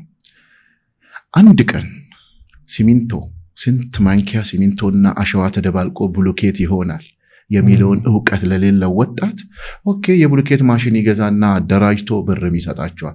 ምን እንዲያደርግ ከስሮ ነው የሚመለሰው። ተከፋፍሎ ብሩንም ካልቻለ ማሽኑም እዛ ተበላሽቶ መሆን ያለበት የትኛው መሰለ? ኢንተርፕረነርሺፑ ከኢንትራፕረነርሺፕ ቡልኬት መስራት ይፈልጋል። ሂድና የቡልኬት ፋብሪካ ላይ በነፃ አገልግል ባሬላ ተሸክመ ሲሚንቶ ይሄን ያህል ተጨምሮ አፈር ይሄን ያህል ተጨምሮ በቃ ሳትከፍል ከፍለህ ተማር። ትንሽ እጅ ይላላጥ ችግር የለው። ከዛ በኋላ ልክ የቡልኬት ፋብሪካውን ስትከፍት የቱካ እንደሚያከስር ምን ያህል ውሃ እንደምታጠጣ ፀሐይ ላይ ምን ያህል ማቆየት እንደምትፈልግ አወቅከው። አሁን እቺ እንዴት ሸወድ ነው። አንዳንድ ጊዜ ጉግል እኔ አንዳንዴ ሼህ እለዋለሁ። ሼህ ጉግል ኤቭሪባዲ ያደርገዋል፣ ማብራሪያ ከዛ ይወስደዋል። እቺ ትንሽ እየሸወደችን ነው። የተሳካለትን ኢንተርፕረነርሺፕ ነው የሚያነባው። አገር ውስጥም ቢሆን በጣም ግን እዛ ጋር ለመድረስ እኮ እንጨት በልቶ ነው የመጣው እዚህ ጋር። ዝም ብሎ ከመሬት ተነስቶ አይደለም። እሷ ፓርት አትታይ። እቺን ኢንተርፕረነርሺፕ የምትለውን ነገር ኤቭሪባዲ ያለው በውስጡ ኢንትራዋን እንያት። ልናወራ አይደል? በጣም ማንበብ አለብን። በጣም ማዳመጥ አለብን። ስለምታወራው ነገር በአግባቡ ማወቅ አለብን። ዛሬ ተነስቼ ሆናለሁ ብትል ለአንድ ቀን ፌመስ ትሆናለህ። ደግሞ ሰው እንጨት የሚለው ያንተን ወሬ አይሰማልህ። አንዳንድ በጣም ጎበዝ የሆኑ ሰዎች በስራቸው ማውራት አይችሉም። የነሱ ኒች ወሬ አይደለም፣ መስራት ነው። በቃ ስራ ላይ ናቸው። ያንተ ደግሞ ጎበዝ የምታወራ ከሆነ ያወራውን ነገር ደግሞ በተግባር አሳይ። ስለዚህ እኔ አሁን እዚህ ጋር ኢንተርፕረነርሺፕ ላይ ተቃውሞ የለኝም፣ ግን ለወንድሞቼ፣ ለታናናሾቼ፣ ለልጆቼ የምመክረው ፕሊስ መጀመሪያ እንተራዋን ውሰዳት። ሂድና መሆን የምትፈልገውን ነገር አሁን ለምሳሌ አይተሃል፣ ሜዲሲን ላይ ከ5ኛ ዓመት በኋላ ምን ላይ ነው የሚያሳልፉት? ሄይ ይሄዳል፣ ሐኪሞቹ ነጥብ ይያዝለታል። እዛው ነው ፕራክቲሱን ሰርቶ ከዛ በኋላ ሲወጣ ዶክተር ከሌ ሰርቶ ማለት ነው። እያንዳንዱ ዲፓርትመንት እንደዛ ነው መሆን ያለበት እንጂ ከመሬት ተነስቼ አሁን የሚሉት ነገር እንዳው ምንድነው ብዙ ወጣቶች ጋር ስለምውል እንደሚና እኔ እኮ ያስኩት ፕሮፖዛል አገር ይለውጣል ይለኛል። ዋው አለ እንዴ! በጣም ጥሩ እስቲ አሳየኝ ልይልህ። ኮፒራይት ይሰረቅብኛል ይላል። እሺልና ጉግል ማድረግ ትችላል ወይ ዩቲዩብ ላይ ማየት ትችላለህ። ከፍትለትና እኔ ላይህም ላፕቶፔን አዘውርለትና በገባህ ቋንቋ እስቲ እዛ ላይ ጻፈው እለዋለሁ። እሱ አለኝ ያለው ነገር ከና አሰራሩ ጉግል ላይ አለ፣ ዩቲዩብ ላይ አለ። አብዛኛው ሰው እዚህ ጋር ነው እየተሸወደ ያለው። ሐሳብ አለኝና ገንዘብ ስጠኝ ይልሃል። ሐሳብ ስንት % ነው የሚይዘው? አይዲያ በመጀመሪያ ደረጃ ወደ ሐሳብ ራሱን የቻለ ርዕስ ነውና ክሪቲካል ቲንኪንግ የመጀመሪያ ስራ ነው። እኔ ለምሳሌ 12ኛ ክፍል ጨርሻለሁ፣ ውጤት አልመጣልኝም፣ ምን መስራት አለብኝ? ዩኒቨርሲቲ ጨርሻለሁ፣ ተመርቄያለሁ፣ መንግስት ቅጥር አቆማል፣ ምን ማድረግ አለብኝ? ክሪቲካል ቲንኪንግ ወሳኝ ነው። ኦኬ ደሞዝ አልበቃኝም፣ ስለዚህ ምን ማድረግ አለብኝ? እነዚህ ነገሮች ሐሳቦች ናቸው። ከሐሳብ ጋር እንዳይደባለቅብኝ ብዬ ነው። በመጀመሪያ ደረጃ ማንኛውም ስራ ውስጥ 3 ነገር ግድ ነው። አንደኛ እውቀት ኖሌጅ የሚባለው ማለት ነው። እውቀት ማለት የግድ 20 ምናምን ዓመት ዲግሪ ኖሮ ዩኒቨርሲቲ ኖሮ አይደለም። መስራት ለምትፈልገው ነገር ሄደ እውቀቱ ካለው ሰው ስር ቁጭ ብለ ለምሳሌ ድንች መሸጥ ከሆነ ጉሌት ሄደ አንድ እናት ጋር መማር፣ ዳቦ ቤት ከሆነ እንዴት እንደሚሰራ አገልግሎት ሰጥተ መማር። የግድ ትምህርት ቤት ብቻ የምታገኘው አይደለም እውቀት። ሁለተኛውስ ልምድ ኤክስፒሪየንስ ማለት አሁን ለሚመረቅ ሰው ዜሮ ነው የለው። ላለፉት 20 ዓመት ያገለገለን ሰውዬ ምን ገጠመ በህይወት ውስጥ? አሁን ኤክስፒሪየንስ ይባል ማስታወቂያ ይወጣል፣ ይሄው 20 ዓመት ይላል፣ እንዴት እንቀጠር? እሱ አይደለም ኤክስፒሪየንስ ማለት። ሂድና ደሚናና አብርሃም አፈርድቤ የበሉበትን ኤክስፒሪየንስ በቀናት ውስጥ ቁጭ ብለህ አንብብ። አሁን በዓለም ላይ ትልቁ የታወቀው መጽሐፍ የሚባለው ናፖሊዮን ሂል የናፖሊዮን አይደል? ቲንክ ኤንድ ግሮው ሪች እሱ ፌመስ የሆነው እኮ እቺ ናት እኮ የእውቀቱ ባልተቤት ጠይቅ። በመንፈስም በእስልምና እንደዛ ነው። አንድ ኩንታል ስንት ዳቦ ይሆናል? የእውቀቱን ባለቤት ጠይቅ ነው የሚለው። የእውቀት ባለቤት ሂድና ጠይቅ። የእውቀቱ ባለቤት ምን ያደርግሃል? ኤክስፒሪየንስ ስላለው ይነግርሃል። ስለዚህ የዛን ሰውዬ ኤክስፒሪየንስ ምን ቀዳው። ሶስተኛው የመጀመሪያው እውቀታል፣ ሁለተኛው ልምዳል፣ ሶስተኛው ምንድነው? ቆራጥነት ኮሚትመንት። አር ዩ ሪሊ ኮሚትድ ለመስራት? አረ ዝናብ ሲዘንብ ዛሬ ዘንቧልና ወጥቼ ያልሰራ፣ ዛሬ ፀሐይ ነውና ዘንጬ ያልወጣውምና ሰው ያየኛልና ዝቅ ያለ ስራ ነው መስራ አይሰራ። አር ዩ ሪሊ ኮሚትድ? አንድ ፖድካስት ለማዘጋጀት ምን ያህል ሰዓት ነው ይፈጅብ? ማንን ነው ማገኘው? መተኛት እየፈለግ ስለምትጠይቀው ነገር ታነባለህ። አሁን የተሻለ ምግብ መስራት ፈልጋለሁ፣ ከተማ ላይ ካለው ምግብ የተሻለ ምን አለ? ጉግል አርገ፣ ዩቲዩብ አይተ፣ የሀገሬ ባህል ምንድነው? ኮሚትድ ነህ። ዘነበ ብለህ አትቀርም፣ ፀሐይ ነው ብለህ አትቀርም።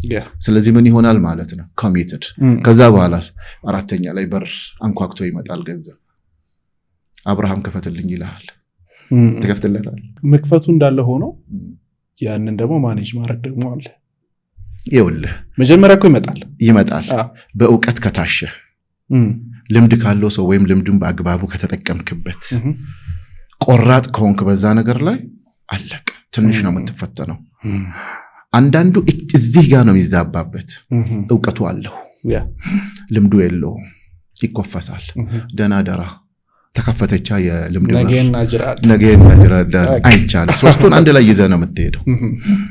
ልምዱ እንዳለ ሆኖ ከዛ በኋላ ሪፒቴሽን አይመጣም። ሪፒቴሽን እንዴት ነው የሚመጣው? ከየት ነው የሚመጣው? ከኤክስፒሪየንስ። ይኸውልህ ሪፒቴሽን ለምሳሌ እውቀቱ አለ ነው ድሮ ገንዘቡ እንዲመጣ ነው እኮ። ሪፒቴሽኑ ለመምጣት ምንድን ነው? እውቀቱ ገብቶ ልምዱ ገብቶ ቆራጥነቱ ገብቶ በትክክል የምትሰራ ከሆነ የመጀመሪያ ቀን አንድ ሰው ነው የሚያምን። ምክንያቱም የሰራው በአግባቡ ነው። ሁለተኛ ላይ ምክንያቱም በማርኬቲንግ ምን ይባላል? አንድ ሰው የሰራው ስራ ውስጥ ጥሩ ስራ ስትሰራ ያንተን ጥሩ ስራ ለሶስት ሰው ይናገራል። ዋው አብረሽ የአብርሃምን ላይቭ አይታችኋል? የሚገርም ነው። በቃ ከደሚና ጋር ያወሩት ምን አውርቶ ይሁን እንዲህ የምታደንቀው ብሎ ቼክ ያደርጋል። ሁለተኛ ሰው እሱ ደግሞ ለሶስተኛ ሰው ይሰጣል። የማይሆን ነገር ስትናገር ለ11 ሰው ነው የሚያደርሰው። 11 ለ3 ነው። 11 ደግሞ ሳያይ ነው ገና ለገና እነሱ ቤት እንዳትሄድ ይመስላል። አይሆንም አለባበሱን አይተህ እንዳትሸወድ አለቀልህ። አሁን እዚህ ጋር ነው ሪፒቹዌሽኑ። በነገራችን ላይ ይሄ ነፋስ የሚያመጣው ሪፒቹዌሽን ነፋስ ይወስደዋል። ዝናብ የሚያመጣው ፀሐይ ሲወጣ ይቆማል። ሁሉም ላይ ኮሚትድ የሆነ ለምሳሌ አንዳንድ ድሮ የምትወዳቸው አስተማሪ የለም? አንደኛ ክፍል ሁለተኛ ክፍል ያስተማሩ ጋሽ እንትና ሁላችሁም የምትስማሙበት አስተማሪ ነው እንደማንኛው። ለምን? የሚሰጠው ትምህርት ከዛ አልፎ አባትነቱ፣ ከዛ አልፎ እዝነቱ፣ ከዛ አልፎ ሁሉንም ተማሪ ማቀፉ ጋሽ እንትና ማስወደው ትላለህ። ስለዚህ ስራቸውን በአግባቡ የሚሰሩ ሰዎች ሪፒቴሽናቸው በደንብ ይቀመጣል። እኔ እንደ አገርም ምለው ለዚህ ነው እኮ ለምሳሌ 50 ዓመት 100 ዓመት የተሻገረ ካምፓኒዎች የሉ ሪፑቴሽናቸው የሆነ ቦታ ሄድና የሆነ ቦታ ይቆምብናል እንትን ዱላ ቅብብሉ የለም that's why my name is ደሚና እኔ አሁን ለምሳሌ ባባ ይሰራው እሱ ነው ይዤ የሚሄደው everything ምናልባት ማወራውን ለምሳሌ ከ900,000 ሰው በላይ ፎሎወር አለ በአፋን ኦሮሞ የሚገርመው የሱሩ ባላወራው እሱ ያስተላለፋቸው መልእክቶች እሩቡን እንኳን አልደረስኩበት ምክንያቱም ለምን መሰለ የሱ የኔ አየር ላይ አለ መሬት ላይ የወረደው ገና 2 ዓመት ነው እሱ ግን እድሜ ልኩን እዛ ጋር ተቀምጧል ዳኛው ያከብረዋል ለምን የዳኝነቱን ስራ በአግባቡ ይሰራል የሃይማኖት ቦታ ሲሄድ መስጊድ ይሰራል ከሼኾቹ ጋር በደንብ ተግባብቶ ይሰራል ትምህርት ቤት ሰርቷል አይቷል ተቀባይነት ሲኖር ያ ምትሰራቸው ስራዎች ምን ይሆናሉ ማለት ነው አንተነትህን ያስቀምጣሉ ለዛ ነው አሁን እኔ የደሚና ልጅ ነኝ ሲል የአባቴ ጓደኞች ይሄ ቁርጥ አባቱን ነው የሚመስለው ሲመክር ራሱ አሁን አንዳንዴ ፋዘር የሰራው ትምህርት ቤት ላይ ከ3ኛ ክፍል እስከ 12ኛ ክፍል በየአመቱ እየሄድኩኝ አሰለጥናለሁ አስተምራለሁ ዝቅተኛ ውጤት ሲመጣ ያንገበግበኛል ለምን ጊዜያቸውን ምናምን አለ ልክ ደግሞ የአባቴ ጓደኞች አይናቸውን ባያቀራል ልክ እንዳባቱ ነው ለማህበረሰብ ያስባል ስለዚህ አንዳንድ ጊዜ ሰው ያደገበትን አካባቢ ነው የሚመስለው ስለዚህ እነዛ ነገሮች ህይወትህ ላይ ምን ያመጣሉ ማለት ነው ለውጥ ያመጣሉ ኦኬ እኔ አየር ላይ ሰው ወዶኛል ምድር ላይስ ሰወርድ ምን አይነት ሰው ነው 3 ወር ሁሌ በየአመቱ ማለት ነው ክረምት ልክ የልጆቼ ትምህርት ቤት የመጨረሻውን ፈተና እንደተፈተኑ እኔ ቤት ለቅቄ እወጣለሁ ቮለንቲር ሪሊ ምሳራው ነገር የተማርኩት ነገር ገብቶኛል እመክራለሁ ብዬ ግን እስካሁን እየመከርኩ አይደለም እያሰለጠንኩ እንዳይመስል እየሰለጠንኩ ነው እያንዳንዱ መሄድበት ወረዳ እያንዳንዱ ማገኛቸው ወጣቶች በቃ የተለየ ኤክስፒሪየንስ ክፍለ ሀገር ላይ ነው ዲፕ ገጠር ውስጥ ነው የምገቡት ወረዳዎች ላይ ሁሉ ምን ኤክስፒሪየንስ አገኘህበት በጣም የሚገርመው አንዳንድ የሶሻል ሚዲያ ፌመስ ህዝብ ነው ብለው ለዛ ነውና እንደዚህ ይዙሃል በቃ ይሄ 100,000 200 ይሄ ሺዎች ሲከተል የተለየ ፌመስ ትመስላቸዋል የነሱ አካላት መስላቸው ፎቶ አብሮ መነሳት የተለየ ሰው አድርጎ ይፈጥራል ግን ወርዳ አብራ ስትበላ አብራ ስታወራ they accept that እንደዚህ ያዙኝ ሰዎች አሉ አንተና አይደለም ከዛ ሲሉ everything is normal ሁለተኛ ደግሞ ወደ በተለይ ልክ ማህበረሰቡ ታች ሲደርስ ውሸት የለም ነጭነጩን ነው የሚያውቁት ያላቸውን ይሰጡሃል እኔ አንዳንድ ጊዜ ሪሊ ሰልፊሽ ነበርኩኝ እንዴ እኔ ከሌለው ነገር ላይ ነው የሚሰጥ በፈጣሪ ዘንድም ይውል ሰው መርዳት ማለት ካለህ ነገር ላይ አይደለም ከሌለህ ላይ ሰው መርዳት የማይችል ሰው ምድር ላይ የለም እኛ እኮ አሁን ለምሳሌ አንድ ሰው ተቸግሮ ለመስጠት ኪስ ውስጥ ትገባና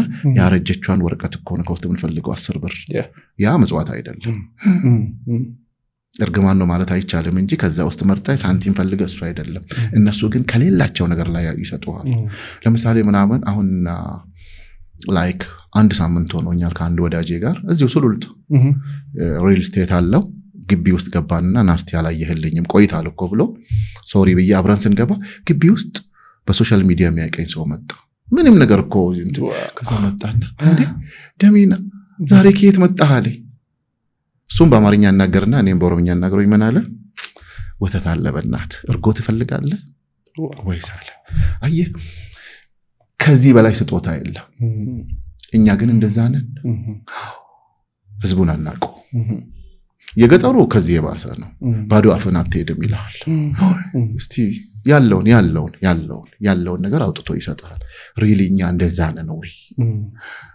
ይሄ አሁን እንደዚህ ውር ከተማው ላይ የሚለው ምናም ኑሮ አልገባን that's why they are happy ያየውት ነገር ደግሞ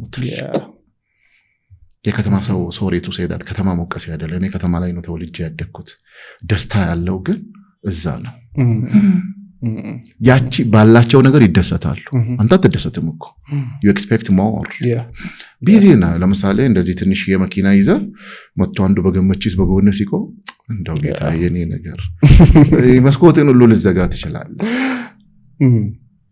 ብዙ ናቸው ግን እንደዚህ በቃ እኔ ሁሉ ጊዜ ክረምት ሲሄድ ተመሬ ነው መጣው በዚህ አይነት ምን ተለየ ነገር ተማርክ ካላቸው 2 ብርጭቆ ወተት ላንተ አንዱን ሲሰጡ ለጋስ እነሱ ናቸው አንተ ለይታ 50 ብርና 100 ብር እንደዚህ ወይ በመስኮት ሰጥተህ ለጋስ አይደለም ከሌለ በቃ የእውነተኛ ለጋስ እዛ ጋር ነው ያለው። በጣም ያስተማሩኝ እሱን ነው። በዚህ ዓመት ክፍለ ሀገር ላይ በቮለንቲር አገልግሎት እስካሁን ድረስ ይሄድክባቸው አሉ። የዚህኛው ዓመት ምንድነው ለየት ያለው ምንድነው? ከዚህ በኋላ የ12ኛ ክፍል ውጤት ያልመጣለት ተማሪ አያማርር በምንም ተአምር። ቢያንስ ከናቱ ሳንቲም አይጠይቅ። ለነሱም ለራሴም ቃል የገባሁት ይሄ ነው። ምክንያቱም ዩኒቨርሲቲ የገባው ሞራሉም ተገንብቷል ከወጣ በኋላ ነው። እኔ የጊዜ ጥያቄ ነው እንጂ የኢትዮጵያ ተማሪ ከዚህ በኋላ ልክ እንደኔና እንዳንተ ለወንበር አይማርም። ወንበር ስር ስልጣን ማለት አይደለም፣ ለመቀጠር ያ ዘመን አክትሟል። እየሰራ ቢያንስ የደብተሩና የዩኒፎርሙ መቻል አለበት። ምን አይነት ስራ ይሰራል? በአካባቢው የተገኘው ከእናት አባቱ ብቻ አይደለም። አብዛኛው በቃ ውድገታችን እዛ ጋር ነው። አሁን በጣም የሚገርም በቃ የምታየው በተለይ 12ኛ ክፍል ውጤት የመጣ ጊዜ በቃ ውስጥ መሸከም የማይችለው በተለይ የልጆች አይደለም የእናቴ አባት ያለኝን ሁሉ ጨርሼበት የትም ሊደርስ አልቻለም። ህይወት እሱ መንገድ ብቻ እንዳልሆነች ከዛም ውጪ ህይወት አለ። የትምህርት ሲስተሙ ላይ የነበረን እየተስተካከለ እየመጣ ነው። በደንብ እየመጣ ነው። እኔ አንድ ምለው ነገር አለ እንደኔ እንደ ደሚና ማለት ነው። ለምሳሌ 1000 ትምህርት ቤት አንድ ተማሪ አላሳለፈም ይላል፣ አንዱ ግን ሙሉ አሳልፈዋል ይላል። እነዚህ ትምህርት ቤቶች ዩሮፕ ነው ያሉት። ካሪኩለማቸው ልዩነቱ ምንድነው? ሁሉ ጊዜ እቺን ሞግታታለሁ። ለምንድን ነው እነዚህን ካሪኩለም ወደዚህኛው ማናመጣው? ለምንድነው ፌር ማን ነው? ኦኬ መንግስት ጊዜ ካጣ እነዛም ያሳልፉ ትምህርት ቤቶች በአካባቢያቸው እንትን አለ፣ የመንግስት ትምህርት ቤት አለ በዙሪያቸው። ምን አለ ቮለንቲር ይሞታሉ እኮ ቮለንቲር ቢሰጡ ምን አለበት? በቅርባቸው ያለ ማለት ነው። ገብቷቸዋል አይደል? ላንተ ገብቷል አይደል? መንገዱን ብታሳየኝ ምን አለበት? ለምንድነው ስግብግብ ምን ነው? እቺ ፓርት ሁሌ ትከነከነኛለች። ግን እንደዛም ሆኖ ደግሞ ቢሊየን ተማሪ አያልፍም። አላለፍክም ማለት ህይወት እዛ ጋር ይቆማል ማለት አይደለም። ትልልቅ ኢንዱስትሪዎች ሀገራችን ውስጥ እስኪመጡ ድረስ ግን እያንዳንዳችን የድርሻችን ወንድሞቻችንን መርዳት አለብን። አሁን የመጨረሻ ውጤት በጣም አንጀቴን የበላኝ ይሄ ነው። ለዚህ ነው ፎከስ እኔም በመችለው በገባኝ በካምፓኒ ልክ የ100,000 ተማሪዎችን ህይወት መለወጥ እንችላለን። ምክንያቱም ሶሻል ሚዲያ አሁን ዘንድሮ እኮ እንደ መሬት አይደለም፣ እንደ ርስት አይደለም፣ አይጠብም። ወሰኔ መጣ ወደዚህ ጠጋ በልልኝ ቦርደሬ ላይ ገባ የለም። እኔ ምለው ይሄን ነው። በትምህርቱ ላይ ምለው ግን የገባቸው ትምህርት ቤቶች አሉ። በቃ ገብቷቸዋል። ቴንኪዩ በቃ ጎበዞች ጀግኖች ናችሁ። ግን ሼር አድርጉ። ሼር ካላረክ ምናልባት ምድር ላይ ላትጠየቅ ትችላለህ። ነገ ፈጣሪ ይጠይቃል። ካለህ ነገር ላይ መስጠት እሱ ነው። ከአምናው ዘንድሮ የተሻለ ነገር አለ። ከዚህም የበለጠ መሻሻል ይችላል። ቢያንስ ካሪኩለማቸውን ፈተና ሲደርስ እንዴት እንደሚያጠኑ ምን አለ ይሄን ብትነግር። ፈተና አወጣጡ ትምህርት በነገራችን ላይ ቁፋሮ ብቻ አይደለም፣ ሲስተም ነው።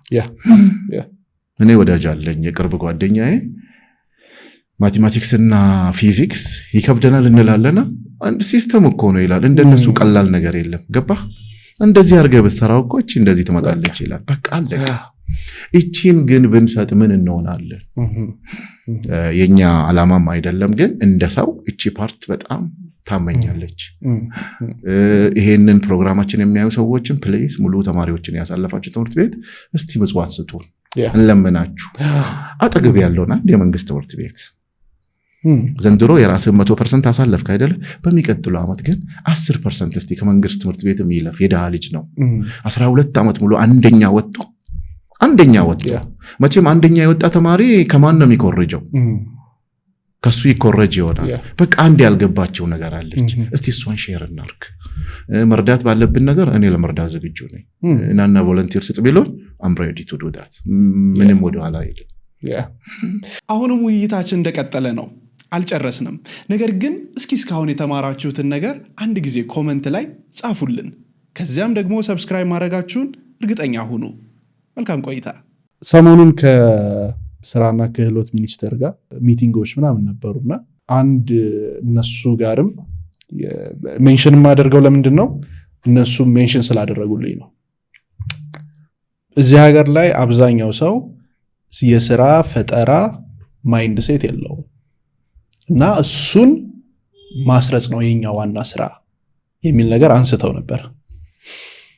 እዚህ ላይ እይታ ምን ይመስላል? የሥራ ዕድል ፈጠራ ለምሳሌ ሰዎች እኮ ይሄ ለምሳሌ እንትን ይሄ ሞቲቬሽን የሚባለው ሞቲቬሽን ዊዛውት አክሽን ኢዝ ጋርቤጅ። ሞቲቬሽን ማንም አያነቃቃህም ምድር ላይ አነቃቂ ምናምን አይሰራም። ከውስጥ የመጣ ቀን ነው የምትነቃው። አሁን የሥራ ዕድል ፈጠራው ለምሳሌ እኔ የገባኝ ነገር አለ አይደለም፣ እሱን ለማምጣት አብርሃም ማሰልጠን ይችላል። በምን? ከዩቲዩብ ገንዘብ ይገኛል። ላንተ ገብቶሃል አይደል? 10 ሰው በቃ አድርጋ help 10 people በቃ 100 አይደለም 10 ሰው እርዳ።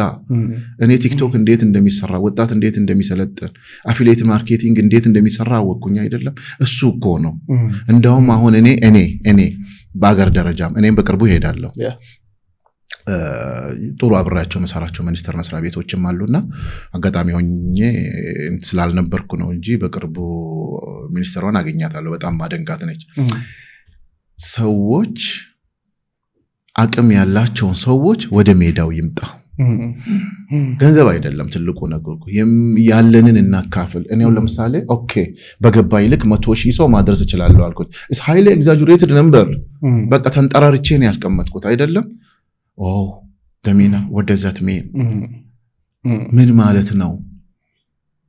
ገብቷል? ሚኒስተር ማለት እኮ ሰው ነው። ሁሉን ነገር አያዩም እኮ። ኤቭሪባዲ ደግሞ በስራ ውስጥ ሚኒስተር ነው። ደግሞ ለአንተ ታየህ አይደለም፣ የታየህን ነገር አካፍላ።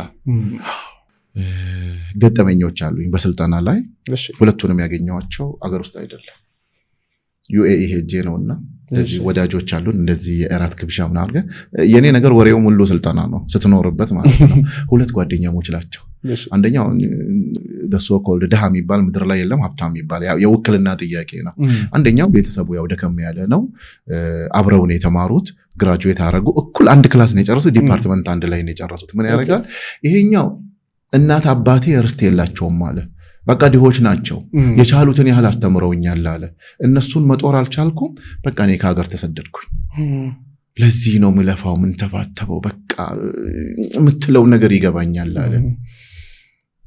ጓደኛ አሳልኩት፣ ተቃራኒ ነን። የመጨረሻ የሀብታም ልጅ ለመዝናናት ዩሮፕ የሚሄድ ልጅ እንዴ አልገባኝም አልኩት። ቶሎ ነገር አይገባኝም። ሲገባኝ ደግሞ በደንብ ይገባኝ። እንዴት አልኩት። ይኸውልህ አለኝ ወንድሜ አንድ እውነት ልንገርህ አለ። የጭንቅላት ጥያቄ ነው እንጂ እሱ ከድሃ ቤት መወለድ የኔ ከሀብታም ቤት መወለድ ቤተሰቦቻችን ሲያልቁ አጋጣሚ ሆኖ ቤተሰቡን አጣያ የሀብታሙ ማለት ነው። የነበረን ርስት ተከፋፈልን፣ እንዴት እንደምንሰራው አናቅም፣ አለቅ በዚህም በዛም ብሩ አለቅ። ከዛ በኋላስ መሸከም አቃተኛል የነበርኩበትና መውረዱን ማለት ነው። ተሰደድኩኛል እና የማጥፋት ነው አልኩት። ስማኛል ላሰለጥናቸው ሄጄ ሰለጥናለሁ ምለው ለዚህ ነው።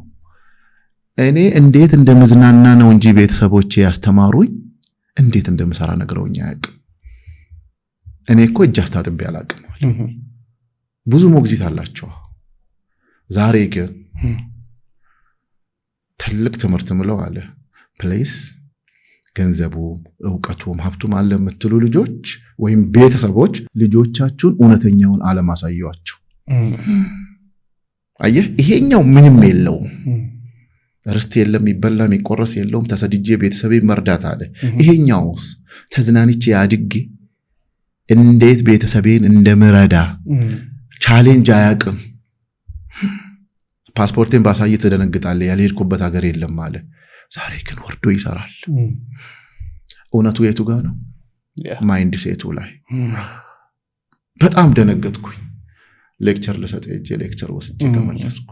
አብዛኛውን ጊዜ ነው የሚሄድበት ቦታ ላይ ኦልዌይስም ላይ ከብሪያን ቴራሲ በጣም ወደው ቲንክ ኦን ፔፐር ብዙ እንደ ኮችም ብዙ ኮሚኒኬት ማድረገውም እዛ ስለሆነ ምንድነው የሚያስቀምጠው? ቲች ሚ የማህበረሰብ ተማሪ የሆንክ ቀን ሁሌም እያደግክ ትሄዳለህ። ተምረህ ደግሞ ማንበብ ያቆምክ ቀን ሞተሃል። ዲግሪውን ፍሬም ውስጥ አርገህ ነው ግድግዳ ላይ የምትለጥፍ በዛ ጉዳይ ላይ ደጋግመህ የማታነብና ማሰራ ከሆነ ለዚህ ነው ዕውቀት የሚባለው ይሄ የትምህርት ቤት ዕውቀትና የትክክለኛ ዕውቀቱ ኑሮን ስታሸንፍ ትምህርት ቤት ነው በነገራችን ላይ ስለዚህ እነዚህ አይነት ነገሮች ሁሉ ይታዩኛል ለዚህ ነው አሁን ያነሳው ጥያቄ እውነት ነው እንደ መንግስት አመራር ምንድነው ማድረግ ያለባቸው እኔስ በሆን ላለው ወዳጆች አሉ ቅርብ ነኝ ብዙም ሩቅ አይደለውምና ብዙ ኢሹ አነሳለሁ እነዚህ መስራት የሚችሉ ሰዎች ግን ስግብግብ ሳይሆኑ መለወጥ የሚችሉ ሰዎች አካባቢ መለወጥ ደግሞ ደስታ አይገኝም ቤተሰብ እሺ ጥሩ ቤት ኖረ ጥሩ ሚስት አለ ጥሩ መኪና አለ ሽዘንዋት ደስታ የለ በምንም ታምራት ተደሰት ሰተራዳ ግን ደስታ አለ የፈጣሪ ቃል ነው በመርዳት በማገዝ ውስጥ ነው ስለዚህ እኔ አሁን ምለው ምንድነው ሚኒስተር መስሪያ ቤቱም ከሚጨናነቅ እኛ ሄደን ይሄን ያህል መስራት ይችላልው እነሱ ደግሞ ምንድነው ስልጣኑ አለ በእጃቸው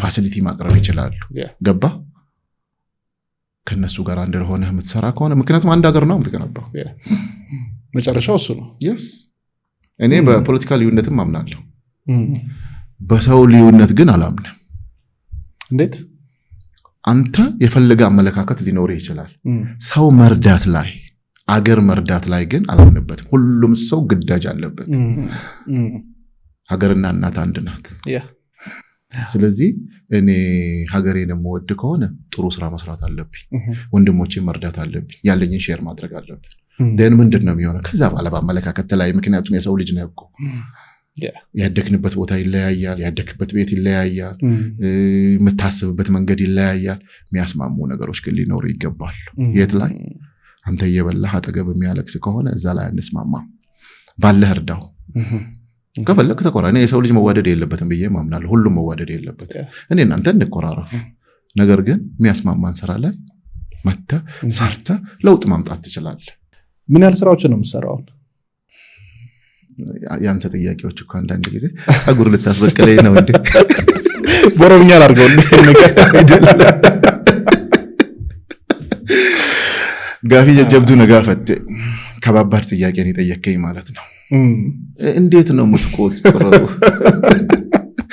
ይወላችሁ በምትችሉት ደረጃ ሁሉ አገልግሉ እሺ አሁን እንደዚህ ነው ሲል በኋላ ላይ ስለ ፎከስ ልናወራ ስለሆነ ልትለይ ነው ነገና በራደር ኦኬ ለምን መሰለ ምን ያህል ስራዎችን ነው የምሰራው ምናምን ማለት አንዳንድ ሰው የያዘውን ነገር መጣልኝ እኮ ራስ የያዘውን ነገር ጥግ ለማድረስ ሲቸገር እናየዋለን አንዳንድ ሰው ደግሞ 2 3 4 5 ስራዎችን በሚገርም ፍጥነት በሚገርም ጥራት ሲያከናውን እንመለከታለን የሁለቱ ሰዎች ልዩነት ምንድነው ብዬ ሁሌ ጠይቃለሁኝና ሳይ ብዙ ነገሮችን ነው የምትሰራው ቴክኖሎጂ ላይ አለ ፋይናንስ ላይ አለ ስልጣናው ላይ አለ ከሄድን ማህበራዊ ሚዲያ ላይ ኢንፍሉዌንሰር እያለ ይሄዳል ይሄንን ሁላ ነገር የምታደርገው እንዴት ነው አልቻልኩትም እጅ መስጠት ነው ያለብኝ ይወልህ የመጀመሪያ ዓላማ ማህበረሰብ ከሚጠቅም ነገር ተነስ ከዛ በኋላ ፈጣሪ ይረዳል ትልቁ አሁን መፈልገው ፎከስ አድርጌ እየሰራው ያለው የወጣቶቹ ነው ይሄ ደግሞ ከምን ጋር ያይዘኛል እነዚህ ልጆች ጋር የሚደርስልኝ ነገር ምንድነው ቴክኖሎጂ ነው እኔ ራሴ ዕውቀቱ አለኝ ወይ የለኝም አያችሁ የለኝም ማለት ማህይም ነኝ ማለት አይደለም በስሬ አደራጅቼ የቴክ ካምፓኒ ፈጥሬ ጎበዝ የሆኑ ታናናሽ ወንድሞች ታመጣል ሊደርሺፕ እንደዛ ነው ሃይራርኪ ኖሯል የሪሌሽንሺፕ ስራ ላይ ከሰዎች ጋር ማውራት ማሰልጠን ኮሙኒኬሽኑን ማምጣት የኔ ስራ ነው ቴክኒካሊ ለነዚህ ልጆች የሚሆን ነገር ግን ውለዱ የነሱ ስራ ነው አለቀ ምንገማገመው የሥራ ድርሻ ሲለይ ነው ምሳሌ ከዚህ በፊት ባንክ ሰርቻለሁ አይቤት ድረው ጨርሻለሁ መስርቻለሁ ደህና ሆን ኢንሹራንስ ሰርቻለሁ ደህና ሆን የዳቦ ጥያቄ ማለት ነው ከዛ በኋላስ ብትሰራው የማያልቀው የማህበረሰቡ ነው እሱን ካሳካ ሌላው መስራት ትችላለህ አብዛኛው ሰው ምን ያደርጋል 6 ይጠዳል አንዱ ስለ አንዱ ጥሬ ይሆናል ለምንድን ነው የሚሆነው ለጉዳዩ ባለቤት ተሰጣል ሽሮ መስራት የሚችለው አብርሃም ነው። ደሚና ምንድነው መስራት የሚችለው? እንጀራ መጋገር ነው። በወጥ ውስጥ አልገባ፣ ወጡን ላንተ ተዋለሁ። ስለዚህ ምን ይሆናል ማለት ነው? ይጣፍጣል፣ ጨው በዛበት አነሰ፣ አንተ ነው የምትጠየቀው። አብዛኛው ዓለም የለወጡ ሰዎች የሥራ ድርሻን አሳልፈው ለሰው የሚሰጡ። ምክንያቱም ሰው ልጅ ሙሉ አይደለም እኮ ፈጣሪ ሞልቶ አልሰጠህም፣ ግን መምራት ትችላለህ። ኃላፊነትህን ጠብቀህ የነሱንም ድርሻ ጠብቀህ ኃላፊነታቸውን እንደ ታላቅ ይሄን ነገር ነው ለጥቅም ብቻ እንስራው። ኃላፊነታችን ደግሞ እዛ ውስጥ እንወጣ። አሁን ለምሳሌ በፋይናንስ ላይ ከወዳጆቻችን ጋር ኦንላይን ላይ እናማክራለን፣ እንሰጣለን፣ በሳምንት 2 ቀን እናወራለን ምናምን። ማህበረሰቡ አዌርነሱን እንዲያገኝ ክፍተቱን እንዲሞላ ነው። የቮለንቲር ስራ ሁል ጊዜ ለሰው ልጅ ያስፈልጋል። አብዛኛው አሁን ያልናቸውን ነገሮች እነዛ ናቸው። የማሰልጠኑና የቴክኖሎጂው ግን ትክክለኛ ስራ ነው። ቀንም ማታም። ለምሳሌ አሁን ትናንትና ሌሊት የአፊሊየትድ አስተማሪ ጋር የህግ አማካሪም ነው ከሌሊቱ 7:30 ላይ ስናወራ ነበር። ሰዓት የለ። ይሄ መሆን የለበትም። በቃ ስናሰለጥን ይሄ መሆን አለበት። እነዚህ ልጆች ይሄን ማግኘት አለባቸው። እንዴት ይሄ ይገኛል? ኃላፊነት አንተ ነው የምትወስደው። አንተስ? እኔ ይሄን ወስዳለሁ። ስለዚህ አሁን ምንድነው የኃላፊነት ደረጃህን ማወቅ፣ አለመስገብገብ። አለቃ ነኝ ብላ አትኮፈስ። የማታውቀው ፓርት ላይ ናና ተማር። ቁጭ ብዬ እኔ ብዙ ጊዜ እንዳሆነ ነው አልገባኝም ሲገለጥ አርገው። ስለዚህ አልገባኝም አይደል? እስቲ ገለጥ አርጋ አስረዳኝ። እስቲ ይሄን ነገር ከውጭ የሚመጣ ሰው አንድ ያልተማሪ 12 ክፍል ተማሪ እንዴት ነው የሚረዳው? እሱ በሚገባው ቋንቋ ንገረኝ። የቴክኖሎጂ ቋንቋ አትንገረኝ። ሙያን ለባለሙያው አሳልፎ መስጠት፣ እሱ ላይ ብዙ ጊዜ እንደ ሀገር እንታማለን። ሁሉንም እኔ ካልሰራሁት፣ እኔ ካልገባውበት፣ የኔ እጅ ካልነካው እንላለን። ዴሊጌት ስናደርግ በምን አይነት መንገድ ነው ዴሊጌት ማድረግ ያለብን? ምክንያቱም አንድን ስራ ለሰሪው ስናስተላልፍ እምነት ጭምር ነው የምናስተላልፈው፣ ኃላፊነት ጭምር ነው የምናስተላልፈው። የአብርሃም ጥያቄ እንግዲህ ብዙ ውሃ ያስጠጣል ቻለት። ለምን መሰለ ይሄንን የምለው? ለማይሆን ሰው ያንን ሰውዬ ስለምንወደው፣ ያንን ሰውዬ ስለምናቀው፣ ኦር ደግሞ ሰራለሁ ስላለን ብቻ የሆነ ስራ እናስተላልፍና ከዛ አብረን ስንብሰለሰል እንቆያለን። እንዴት ነው አንተ ያንን ማኔጅ ማድረግ ይቻልከው? አጨርስ። እሺ ይኸውልህ፣ በስራ ውስጥ ዝምድና አይሰራ፣ ጓደኝነትም አይሰራ፣ አብሮ አደገም አይሰራ። የጉዳዩ ባለቤት ስታደርግ ጠላትህም ቢሆን ስጠው። አትወደውም እኮ ግን ያንን ስራ በአንተ የተሻለ ይሰራል። አለቀ፣ ለሱ ስጠው። ያኔ ታይዛችሁ አትወድቁ። አብዛኛው ውድቀት ጓደኝነት፣ ይሉኝታ፣ ቤተሰብ፣ ይሄ የጓሮ በር ጉዞ የትም አትደርስም። አትውደደው፣ በቃ አትስማማ። ጉዳዩን ግን አብጠርጥሮ የሚሰራ ከሆነ ስጠው፣ አትወድቅም አብረህ። እያንዳንዱ መስሪያ ቤት ውስጥ አለ። ይሄ ሳሰለጥን አውቀዋለሁ እኔ። እያንዳንዱ መስሪያ ቤት ውስጥ ዶንኪ ወርክ የሚሰራ የድርጅቱ ምንድነው የሚሉት ዋናው አከፋፋይ አለ። ግን አይስማማም ካለቃ ጋር ያ ሰው አይስማማ። በቃ ማትስማማበት በቃ አንዳንዴ ላለመስማማት ተስማምተህ እለፍ። የተሻለ ዕውቀት ካለው ግን ከጠላትም ተማር እኮ ነው እኮ። በቃ ስጠዋ። እኔ አሁን ዴሊጌት ሳደርግ በእውቀቱ ነው። እኔ እችለዋለሁ ምናምን።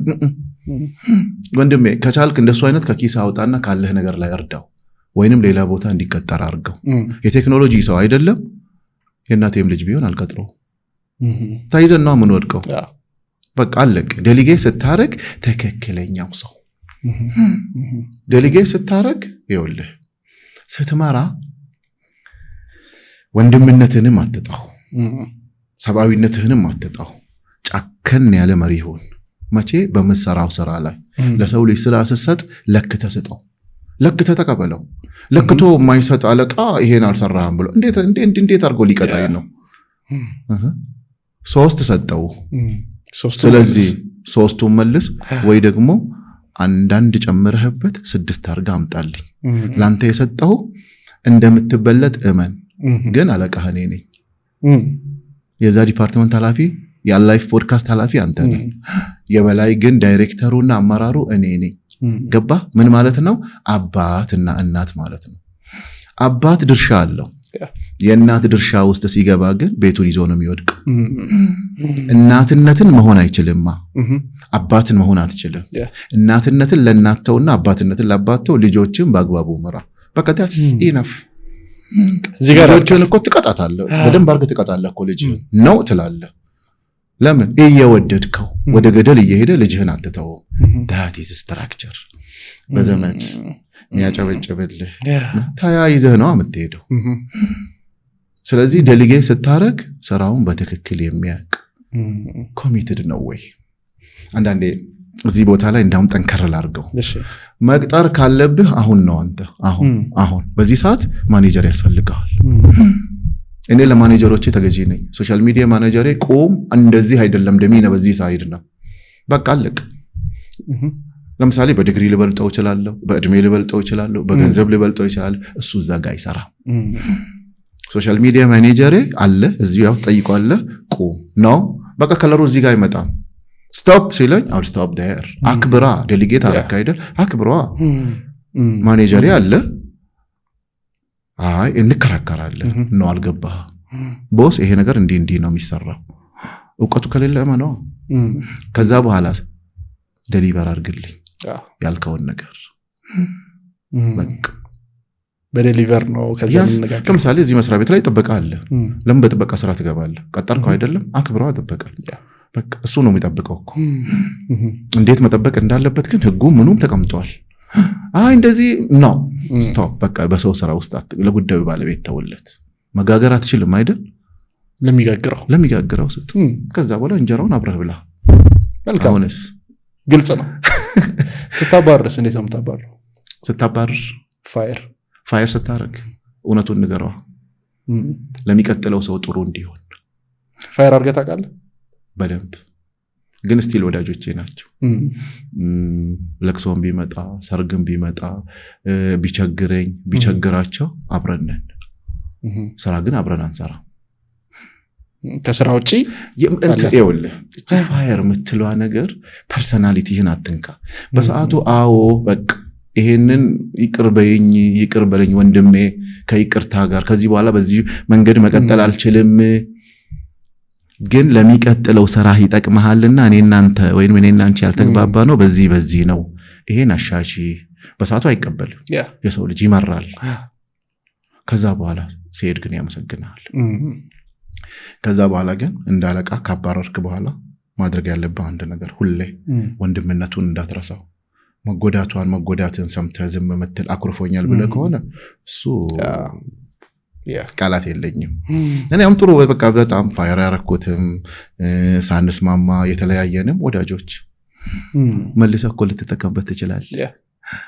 ቸግሮኝ ያባረርኩትን ሰው ጠርቼ አብሬ ሰርቼ ያውቃለሁ። ሶሻል ሚዲያ ላይ ያባረርኩትን አይኔ ዶር ሀልፕ ብዬ ስቆ መጥቶ እሱም ሰርቶ ትቀጥላለህ አይደለም ቸግሮኝና እርዳይ ነው። ምክንያቱም ይቸግራል። የሰው ልጅ ደግሞ የማይቸግረው ሰው ምድር ላይ የለም። የሆነ ሰዓት ይቸግራል። ኧረ ይኸውልህ ታሪካዊ ወዳጅና ታሪካዊ ጠላት ምድር ላይ የለም። ስንሸወድ እኮ ነው እንጂ። ስለዚህ የማይጠቅምህ ከሆነ ደግሞ ጊዜውን አትግደልበት። አታሽሞልሙ ነው ንገረውና በጊዜ ሸኘው እንጂ እንደዳመከሴ እንደዚህ ይሽታል ነው አይሆንም። ከዛ በኋላ ጥሩ ወዳጅ ትሆናላችሁ። አብረህ ትበላለህ፣ አብረህ ትጠጣለህ። ምክንያቱም ሰው ነው። እዚህ ቦታ አባረርከው ማለት ደግሞ እኮ ካንተ አይበልጥም ማለት አይደለም። የሚበልጥበት መንገዶች አሉት።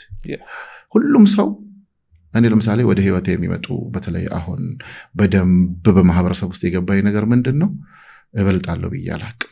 ኦልሞስት አሁን በተለይ ላለፉት 2 ዓመት በቃ ከማትጠብቀው ሰው አስደንጋጭ የሆኑ ካንተ የሚበልጥበት ነገሮች አንተ መፍታት ያቃተህን ነገር አንድ ነገር ችግሮኝ ነበር። እንደው እንደ ምሳሌ ማነሳው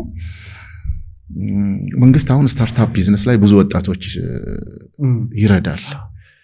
ብሩ ደግሞ በባከን የለበት። እነዚህ ልጆች ደግሞ ብሩ መመለስ አለባቸው። በጣም ቸገረኝ። ምን ይሉኛል? ኦኬ ሐሳብን እንቀበላለን፣ የተበደሩትን ብር ግን እንዴት ይመልሳሉ?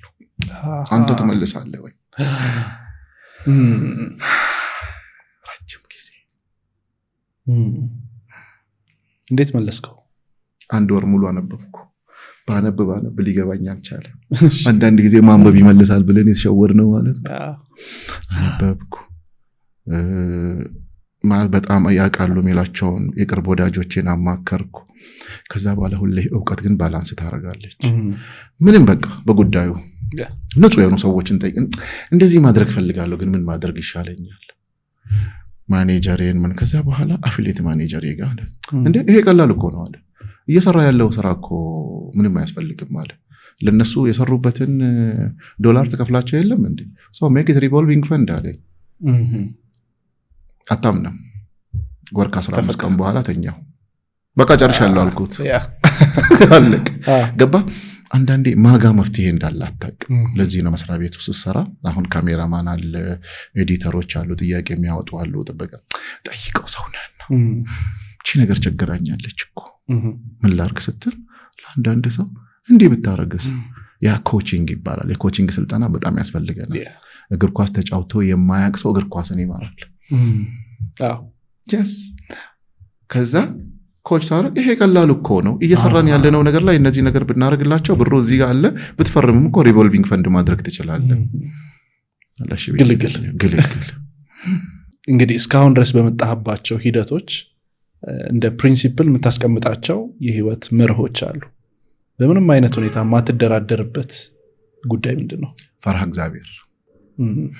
አልደራደርም። ፈርሃ እግዚአብሔር የሌለው ሰው why not ምድር ሁሉ የሱ ብትሆን አብሬው አልሰራም። ቤተሰብ የማያከብር ሰው የፈለገ ያህል ጎበዝ ቢሆን እናት አባቱን የማያከብር ሰው ጾሜን አድራለሁ ለምን አልሞት?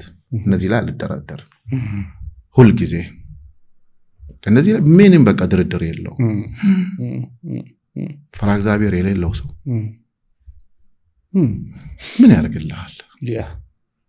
የምስራች በሁላችንም ዘንድ ተወዳጅነትን ያተረፈው ቴምር ፕሮፐርቲስ ከዚህ ቀደም በሳር ቤት በነበረው ሳይታችን የቤት ባለቤት ለመሆን ፈልገው ሽያጭ በመጨረሳችን እድሉ ላመለጣችሁ ደንበኞቻችን ዳግመኛ በዛው በሳር ቤት ከቫቲካን ኤምባሲ ፊት ለፊት የተለያዩ የካሬ አማራጮችን እስከ 35% በሚደርስ እውነተኛ ቅናሽ ከ80 ካሬ ጀምሮ በ5.7 ሚሊዮን ብር የቤት ባለቤት ስናደርጎ በደስታ ነው። ምን ይሄ ብቻ ቤተ መንግስት አቅራቢያ ያደረገውና የብዙዎችን ትዝታ በያዘው በአዋሬ አዲሱ ሳይታችን ላይ ከባለ አንድ መኝታ ጀምሮ መኖሪያ ቤቶችን፣ የንግድ ሱቆችን ደግሞም ከፈለጉ ገላን ባወጣነው ትልቁ የገበያ ማዕከላችን ላይ በአጠቃላይ ዋጋው ከ2.6 ሚሊዮን ብር ጀምሮ የሱቅ ባለቤት ይሆኑ ስንል በደስታ ነው። ይፍጠኑ። ያለን ቦታ ውስን በመሆኑ እንዳያመልጦ። ለበለጠ መረጃና ለሳይት ጉብኝት ከታች ባለው ስልክ ይደውሉልን። ቴምር ፕሮፐርቲስ። ብዙ ጊዜ ስንጠይቅ ወደ ገደለው አንገባ እናሽሞነሙነዋለን። ሰውም ስንጠይቅ አንድን ጉዳይ ደሚና ይሄንን ስልክ ስጠኝ ማለት እየተሻለ ስልኬ እኮ እንትን ሆኖ በዚህ ሄዶ ምናምን ከዛ ውሃ ውስጥ ገብቶብኝ ለማሰራት ሞክሬ ብሎ እንዲህ እንሽከረከርና ወደ ዋናው ጉዳይ አንገባ። ፈጣሪንም ስንጠይቅ ልክ እንደዛው። አንተ ደግሞ የምትሄድበት መንገድ አለ። ሾርት ኤንድ ፕሪሳይዝ አጭር ነው የኔ። ስለዚህ እንዴት እንጠይቅ? እንደ ታክሲ ሰልፍ ራስ ላይ አታርዝመው። የለህም አይደል? የለኝም። አብርሃም የለኝም እርዳኝ። በቃ አለቀ። 3 ብር አለኝ 2 ብር ጎሎኛል እርዳኝ። ከሌለህስ ያለውን ሰው ጠቁመኝ። እኔ ማንንም አላውቅም። የሚረዳኝ ሰው በዚህ ጉዳይ ላይ አለ። አለቀ። እኔ ለምሳሌ የኔን ነው በእንትንም አትውሰዱት። ፈጣሪንም ስጠይቅ ምፈልገውን ነው የምጠይቀው። ጌታዬ ሆይ እድገቱን ፈልጋለሁ፣ ይሄን ያህል ወጣት ማሰልጠን ፈልጋለሁ፣ እጽፈዋለሁ። እንትን ሁሉ ጊዜ እጽፋለሁ። ከዛ በኋላ ምንድነው ሁሌ አመሰግናለሁ። እንዲሳካልህ የምትፈልገው ነው አመስግን። ለቅንድብ አመስግነህ ታውቃለህ? ስለዚህ ጀምራል ነው። ምክንያቱም ሉክ እኔ አንዳንድ ጊዜ ነገሮች የሰው ልጅ መለወጥ ከፈለገ ይቸገር ነው የምለው። እኔ የቸገረው ሰው በቃ ጆሮ የለውም ወደ ጉዳዩ ማለት ነው።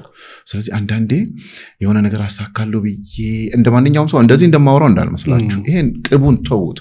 እውነቱ የትኛው ነው? ይቸግረኛል። ሐሳቦች ፕሮጀክቶች በቃ እንዲህ ጥልፍልፍ ብለው ያንቆኛል። ቁጭ ብዬ ጽፋቸዋለሁ። በቃ ከሌላ ከሐሳቤ ጋር ጽፋለሁ በገባኝ ማለት ነው።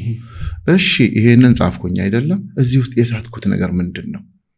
ከፈጣሪ ጋር አወራለሁ። ከዛ በኋላ እኔ ከፈጣሪ ጋር ሳወራ ልክ ከአንተ ጋር እንደማወራው ነው። ጌታዬ ይሄው ይሄን አድርጌያለሁ፣ ለምንድን ነው ይሄ ያልሆነልኝ? የቱ ጋር ነው የሳትከው? የቱ ጋር ነው የሳትኩት? ደን ከመጀመሩ በፊት እንደዚህ ግራ ሲገባኝ ወዴት እሄዳለሁ? ወደ ጸሎት። በተለይ የሌሊት ጸሎት ቆንጆ ነው። በእስልምና እሱ ይደገፋል። በሳይንስም የትኛው መሰለ?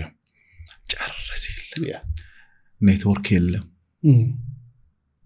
ኳኳ የለም፣ ትራንስፖርት የለም። ከፈጣሪ ጋር ብቻ ነው የምትገናኘው። ከዛ በኋላ አስቀምጥና ጌታዬ ሆይ ይሄ ነገር ይሄን ላረግበት ስለሆነ ሁልጊዜ ደግሞ በምሰራው ስራዎች ውስጥ ቅድም እንደነገርኩ የፈጣሪ ሼር አስቀምጣለሁ። ከዚህ ከማገኘው ይሄን ነገር አረጋለሁ። መጠን አለው ሼር፣ ያው ፐብሊሳይዝ ማድረግ አልፈልግም አለው። በቃ እርዳኝ፣ ለኔ የሚሆን ከሆነ አድርገው። የእውቀት ባለቤት እኔ አይደለሁም፣ የአቅም ባለቤት እኔ አይደለሁም። በቃ አለቀ። ስጠይቅ ይሄንን ነው፣ በቃ ስላረክልኝ አመሰግናለሁ። እስከዛሬ ደግሞ ከዛ በኋላ ነገሮች ሐሳቤ አልሰበሰብ ካሉ is my personal don't take as a grant። ምንድነው? ለምሳሌ ለመላጣዬ አመሰግናለሁ፣ ለከረባቴ አመሰግናለሁ፣ ለአፍንጫዬ አመሰግናለሁ። ልክ ምስጋና ስታመጣ ከመኮፈስ ዓለም ትወጣለህ። ከዛ በኋላ ይሄ አብዛኛው ሰው እኮ ይሄ ለሰው የምታወራው የሌለ አክት የምታረገው ነገር አይሰራም። ዛጋ to the point ነው የምጠይቀው። ከዛ በኋላ መጀመሪያ ፈጣሪን አመሰግናለሁ፣ ለተደረገልኝ ነገር ሁሉ አመሰግናለሁ። ከዛ በኋላ መጠየቅ ያለብኝን ጠይቃለሁ። በዚህ ጉዳይ ላይ ግን ፈጣሪ ወርዶ አይደለም ይረዳህ። ገባህ አይደለም? ለምሳሌ እንዴት እንደማወራ ማውራት ያለብኝ ነገሮች እነማን ናቸው? እወዳቸዋለሁ አልወዳቸውም? ሃይማኖታችን አንድ አይነት ነው አይደለም? የለም። በዛ ሰዓት አብርሃም ደሚና እከሌ እጽፋቸዋለሁ። ከዛ በኋላ በቃ እነሱን አመስግኜ ሰዎቹ በሌሉበት አመሰግናለሁ። ከዛ በኋላ ወደ ጉዳዩ ይሄዳለሁ። በቃ ከዛ ተግባር ወደ ተግባር ነው ማድረግ ነው። በጣም የሚገርመው ነገር ደግሞ ሁልጊዜ ደግሞ አንድ ነገር ሳይሳካልህ ሲቀር የተሻለውን አስቀምጦልሃል። ከአንዲት ወዳጄ ጋር ድሬዳዋ ላይ ልወጣ ስል እሷ ዴንቲስት ናት። አብረን እንሰራለን ሲባል እስቲ የቮለንቲር ስራ መስራት አለብን ፓርትነር ለመሆን ፈጣሪ የሚወደውን ስራ እንስራለንና እኛ ያሰብነው ኦቲስቲክ ልጆችን ለመርዳት ፕላን አውጥተን ምናምን። የፈጣሪ ፕላን ግን እሱ አልነበረም። ትምህርት ቤት ስላልተከፈተ እነዚህ ልጆች አልተሰበሰቡም ተባለ። እኔ በፕላን የጻፍኩትና በቃ በጎ ስራ ሰርቼ ቮለንቲር ስራ ሰርቼ እመጣለሁ ያልኩት ይሄንን ነው። ፈጣሪ ምን አረገ? ሌሎች ኦርፋን አለው የድሬዳዋ መስተዳደር በጣም ወዳቸው፣ በነገራችን ላይ ድሬዳዋ ላይ በጣም ወዳቸው ማከብራ ከከንቲባው ጀምሮ ሙሉ የሚረዱ ልጆች አሉ። የተጣሉ ልጆች በህፃናትና ሴቶች ቢሮ እንትን ተሰርቶላቸው በስነ ስርዓት ህንፃ አላቸው የራሳቸው የሚላክበት ሰው ተቀጥሮላቸው የሚሰራ አለ። አሃ አለችኝ እንትና እኮ እዛ ውስጥ ነው የሚሰራውና እዛ ላይ እስቲ ብንነጋገር ምን ትላለህ? እኔ ለፈጣሪ የነገርኩት የበጎ ስራ ለመስራት ይሄኛው ነው። ፈጣሪ ግን የሚጽፍልህ ነገር አለ። ከዛም እኮ የተሻለ አለ። ከዛ ስንሄድ ምናልባት በህይወቴ ውስጥ ድሬዳዋ የተመላለስኩባቸው ጊዜያቶች ሁሉ የተሻለው ጊዜ በቃ ሰው መሆንህን የሚያስታውስ አስበዋል። ተወልዶ ደሰከንድ እየተጣለ ህፃን የእናት ጡት የሚያስፈልገው እኔ ልጄን እንዴት አድርጌ እንዳሳደግኳቸው ልጆቼን አውቃለሁ። ዳይፐር አነሰ ጡጦ ምናምን ብለህ ፈጣሪ ግን እነዛ ልጆች ወስዶ የ2 ወር የ3 ወር 4 5 6 መሄዱ ማለት ነው። የፈጣሪ ፕላን ይሄ ነው። ሐሳቤን ሁሉ እዛ ጋር ሰበሰበልኝ። ከዛ ካለን ነገር ላይ ወስደህ ያንን ነገር ስታረግ ለካ እየቀበጥኩ ነው። ፈጣሪ ሆይ ይቅር በለኝ። አንተ እየበላህ እየጠጣህ አስበዋል። ቢያንስ መኪና ባይኖር በትራንስፖርት እየሄድክ ለልጅ ያለህን ይዘህ እየገባህ ማለት ነው። ባላጠፋው ነገር የተጣለ ህፃን የህፃን ነገር አገር ይመራል በእርግጠኝነት። ግን በቃ የሰው ልጅ ራሱ ማስታወስ ከፈለገ ትክክለኛ ልመናውን ማምጣት ከፈለገ እንደዚህ አይነት ቦታ ሲሄድ ሆስፒታል ስትሄድ ጤነኛ መሆናችንን አመስግነን እናውቃለን። ከዛ በኋላስ አንዳንድ ጊዜ ምትለምነው ልመናና ምትሰራው ስራ ራሱ ቅብጠት መሆኑን ይገባል። አንዳንድ ጊዜ ያላመሰገንኩ በቃ ጤነኛ በመሆን በመተንፈስ አልጋ ላይ ተኝቶ ስንት ነገር በዛ ተሰክቶለት ሲቃ ውስጥ ያለውን ሰው ስታይ ወይ እንዴት ነው ይቀበጥኩት። እኔ አንዳንድ ጊዜ ጌታዬ ሆይ በጣም ቀብጫለሁ ይቅር በለኝ። አሁን እኔ አሰልጥኛለሁ ሰርቻለሁ እንደዚህ ብዬ ነበር ተኮፍሻለሁ ይቅር በለኝ። በቃ እነዛን ልጆች ሳይ በቃ በዛ ዘጋሁት። ስጨርስ ፕሮግራሙን ስጨርስ ከሰዓት ከድሬዳዋ ወጣሁ። በቃ ከዚህ በኋላ ወደዛ ሲሄድ እነዛን ልጆች የመርዳት ስለነሱ ነው በቃ አለቀ። ግዴታ ነው እንጂ። ስለዚህ ልመና ስታረግ አንዳንድ ጊዜ I don't know እንዴት እንደምትገልጸው ያለህን ከማመስገን ተነስ። በነገራችን ላይ ፈጣሪ ሰነፍ ሰው አይወድም። ፈጣሪ ሰነፍ ሰው ፈጠረ ስንፍናዬ ነው አይደለም። ስራ ከዛ በኋላ አገልግል እርዳ እሱ ላይ ይጨመርልሃል። ጥያቄዎችን ጨረስኩ በዝረራ yes የአብርሃም ጥያቄ ምንጠይቀኝ ጥያቄ አለ? ሌላ ከባድ ጥያቄ ችግሩ ያውቃል እንዴ? በጣም ከየትኛው ያውቃል በደንብ ብዙ ነው። አልቅሰት አቃለ ቸግሮ ፍቅር ይዞ አላልኩ። ምክንያቱም አሁን ወንድም ይሁን ሴት የሚቸግረው የፍቅር ነው። ሪሌሽንሺፕ ያው ስላለውበት ፍቅር ይዞ አልቅሰት አቃለ አብርሃም አሁን ተገኘው። ፍቅር ይዞኝ አላውቅም። ፍቅር ይዞኝ አልቅሻ አላውቅም። ነገር ግን ቸግሮኝ አልቅሻ አውቃለሁ። አልገባኝም። ፍቅር ጾታዊ ፍቅር ይዞኝ አልቅሻ አላውቅም። ነገር ግን በአንድም ይሁን በሌላ በገንዘብም ይሁን ሐሳብ አጥቼም የሚረዳ ሰው የሚያዳምጥ ሰው ያንንም ሰው አጥቼ የሆነ ሰዓት ላይ ያለቀስኩበት ጊዜ ነበር። ጥያቄውን አስቤበት ነው የጠየቅኩት። ለምን እንደሆነ ታውቃለህ? ሰዎች እንባቸውን ጠብ ያደረጉለትን ነገር ያገኙታል። ጊዜው ይረዝማል እንጂ አብዛኛው አሁን ያለንበት ዘመን ይሄ የፍቅር ዘመን ስለሆነ ነው። እኔ በነገራችን ላይ በፍቅር ከማያምኑ ሰዎች አንዱ እኔ ነኝ እኮ ታውቃለህ አይደል? ጥያቄ እንዳትጀምር እኔ ምክንያቱም አብዛኛው ሰው ፎከስን እዚህ ጋር ማስተማር ስለፈለኩ ነው። ከ1 ቢሊዮን ሴት ውስጥ አንዷን ትወዳለህ። ካላወቀችልህ ግን ትሰቃያለህ። ንገሩልኝ ጽፋለህ፣ ተበድረህ እሷን ትጋብዛለህ፣ እሷ ዘንድ ለመታየት ትዋሻለህ። የህይወትን ፎከስ እዚህ ውስጥ ማስተማር ስለፈለግን መዝጊያ አይደል? አትምራ። የጓደኛ ሽምግልና ልከህ አታውቅም? I don't think እዛ ደረጃ አልደረስኩኝም። እዛ ደረጃ አለ እንግዲህ አለ ማስገደድ አይቻልም። በጃክ እናጣራለን። ምክንያቱም ለምን እንደሆነ ታውቃለህ? የሰው ልጅ የሚያሳካው የተጎዳበትን ቦታ ነው። በቃ ከዚህ በኋላ ምናልባት ልልክ ይችላል። 7 ስራ ብለኛል አይደለም? ይኸውልህ 2 ሰው በአንድ የሚወድ ሰው አድቫንቴጅ እየያዘ ነው። ባጣቆዩኝ ኤምቢ ካለኝ ወደ ፒ ካለኝ ወደ ሲ ምናምን ማለት ነው። የግድ እሱ ብቻ ሳይሆን ለምሳሌ ላመጣው የፈለግኩት ወደ ስራ ነው። የጾታዊ ስሜት ያህል ወደ ህይወትህ የምታመጣውን ነገር የተገኘ ቀን አከተመ። በቃ አመለጠ። አብርሃም አመለጠ። አይ ቲንክ ስራዬን አሁን ፈቀርኩት መሰለኝ ማለት ፖላይትሊ ነው ማለት ነው። አስተካክለው። እሺ ወዲቻለሁ። ለምን እንደሆነ ታውቃለህ? ለምሳሌ ስኩል ላይፍ ዩኒቨርሲቲ የሆነ ነገር አብረህ የምትማረው ሰው በቃ ከተወሰነ ሰዎች መሃል አንድ ሰው ላይ ልብህ ያርፋል በገንዘቡ ምክንያት በመናሙን አይደ ከዛት መተሳብበት ነገር ሊኖር ይችላል አለባበሱ ሊሆን ይችላል ወይ ዘውራ በጣጣሯ ሊሆን ይችላል ብቻ የምታይበት ነገር የምትወጋበት መንገድ አለ ያኔ ኪስህ ውስጥ ስላለው ገንዘብ ስለ ዕውቀት ስለ ስልጣንህ አይደለም በቃ በዛ ሰው ተከይፈሃል አማርኛውን አንተ አብራራ ከዛ በኋላ ምን ይሆናል ስለሱ ሰው ማሰብ ትጀምራለህ በመትፈልገው ነገር ተከየፍ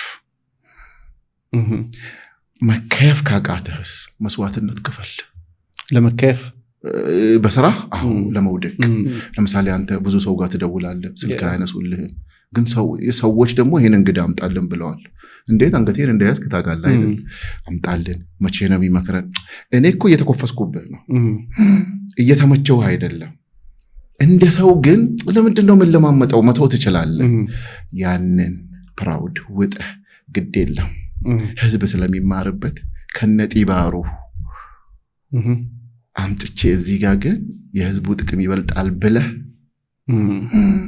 እቺ ፓርት ናት ለውጥ የምታመጣው የኔና አንተ ነገር አያልቅም ያ በጣም ነው ማመሰግነው ሌላ ጊዜ ደግሞ በሌላ መቼ ነው የምትደግመን ከስንት ጊዜ በኋላ እንደገሙን ይላል እንደ ማስታወቂያ ከስንት ጊዜ በኋላ ቁጥር አታስጠራኝ ምክንያቱም ፕሮሚስ የገባውትን ነገር ማድረግ ግዳጄ ነው የአንዱ የኔ ህግ ማለት ነው ቃል አልገባም ነገር ያለው እሄዳለሁ ሰመጣ ግን አልኩ ይሄ ቀረጻ እየተካሄደ ያለው ማታ ነው ወዳጆቼ ቃልን ለማክበር ነገ ተጓዥ ስለዚህ ኤኒታይም እንደውም በቅርቡ በተጀመራቸው ቢዝነሶች ላይ እንግዲህ ፈጣሪ የዛ ሰው ካለ አንዱ yes thank you በጣም እግዚአብሔር ያክብርልኝ የአብርሃም እጅ ያስፈራል ስፖርተኛ እሱን የፈለጋችሁትን በሉት እኔም ስፖርተኛ ነኝ የት ትሪ ላይ የዛሬው ፖድካስታችን ይህንን ይመስላል በዚህ ፖድካስት ላይ በርካታ ቁም ነገሮችን እንዳገኛችሁ ሙሉ እምነት አለኝ በነገራችን ላይ ሰብስክራይብ ሳታደርጉ እየተመለከታችሁ ከሆነ ሰብስክራይብ አድርጉ እስካሁን ድረስ ደግሞ አብራችሁን ከቆያችሁ ይህንን ፖድካስት ወዳችሁታል ማለት ነው ስለዚህ ለምትወዷቸው ሰዎች ሁሉ ሼር አድርጉላቸው እናመሰግናለን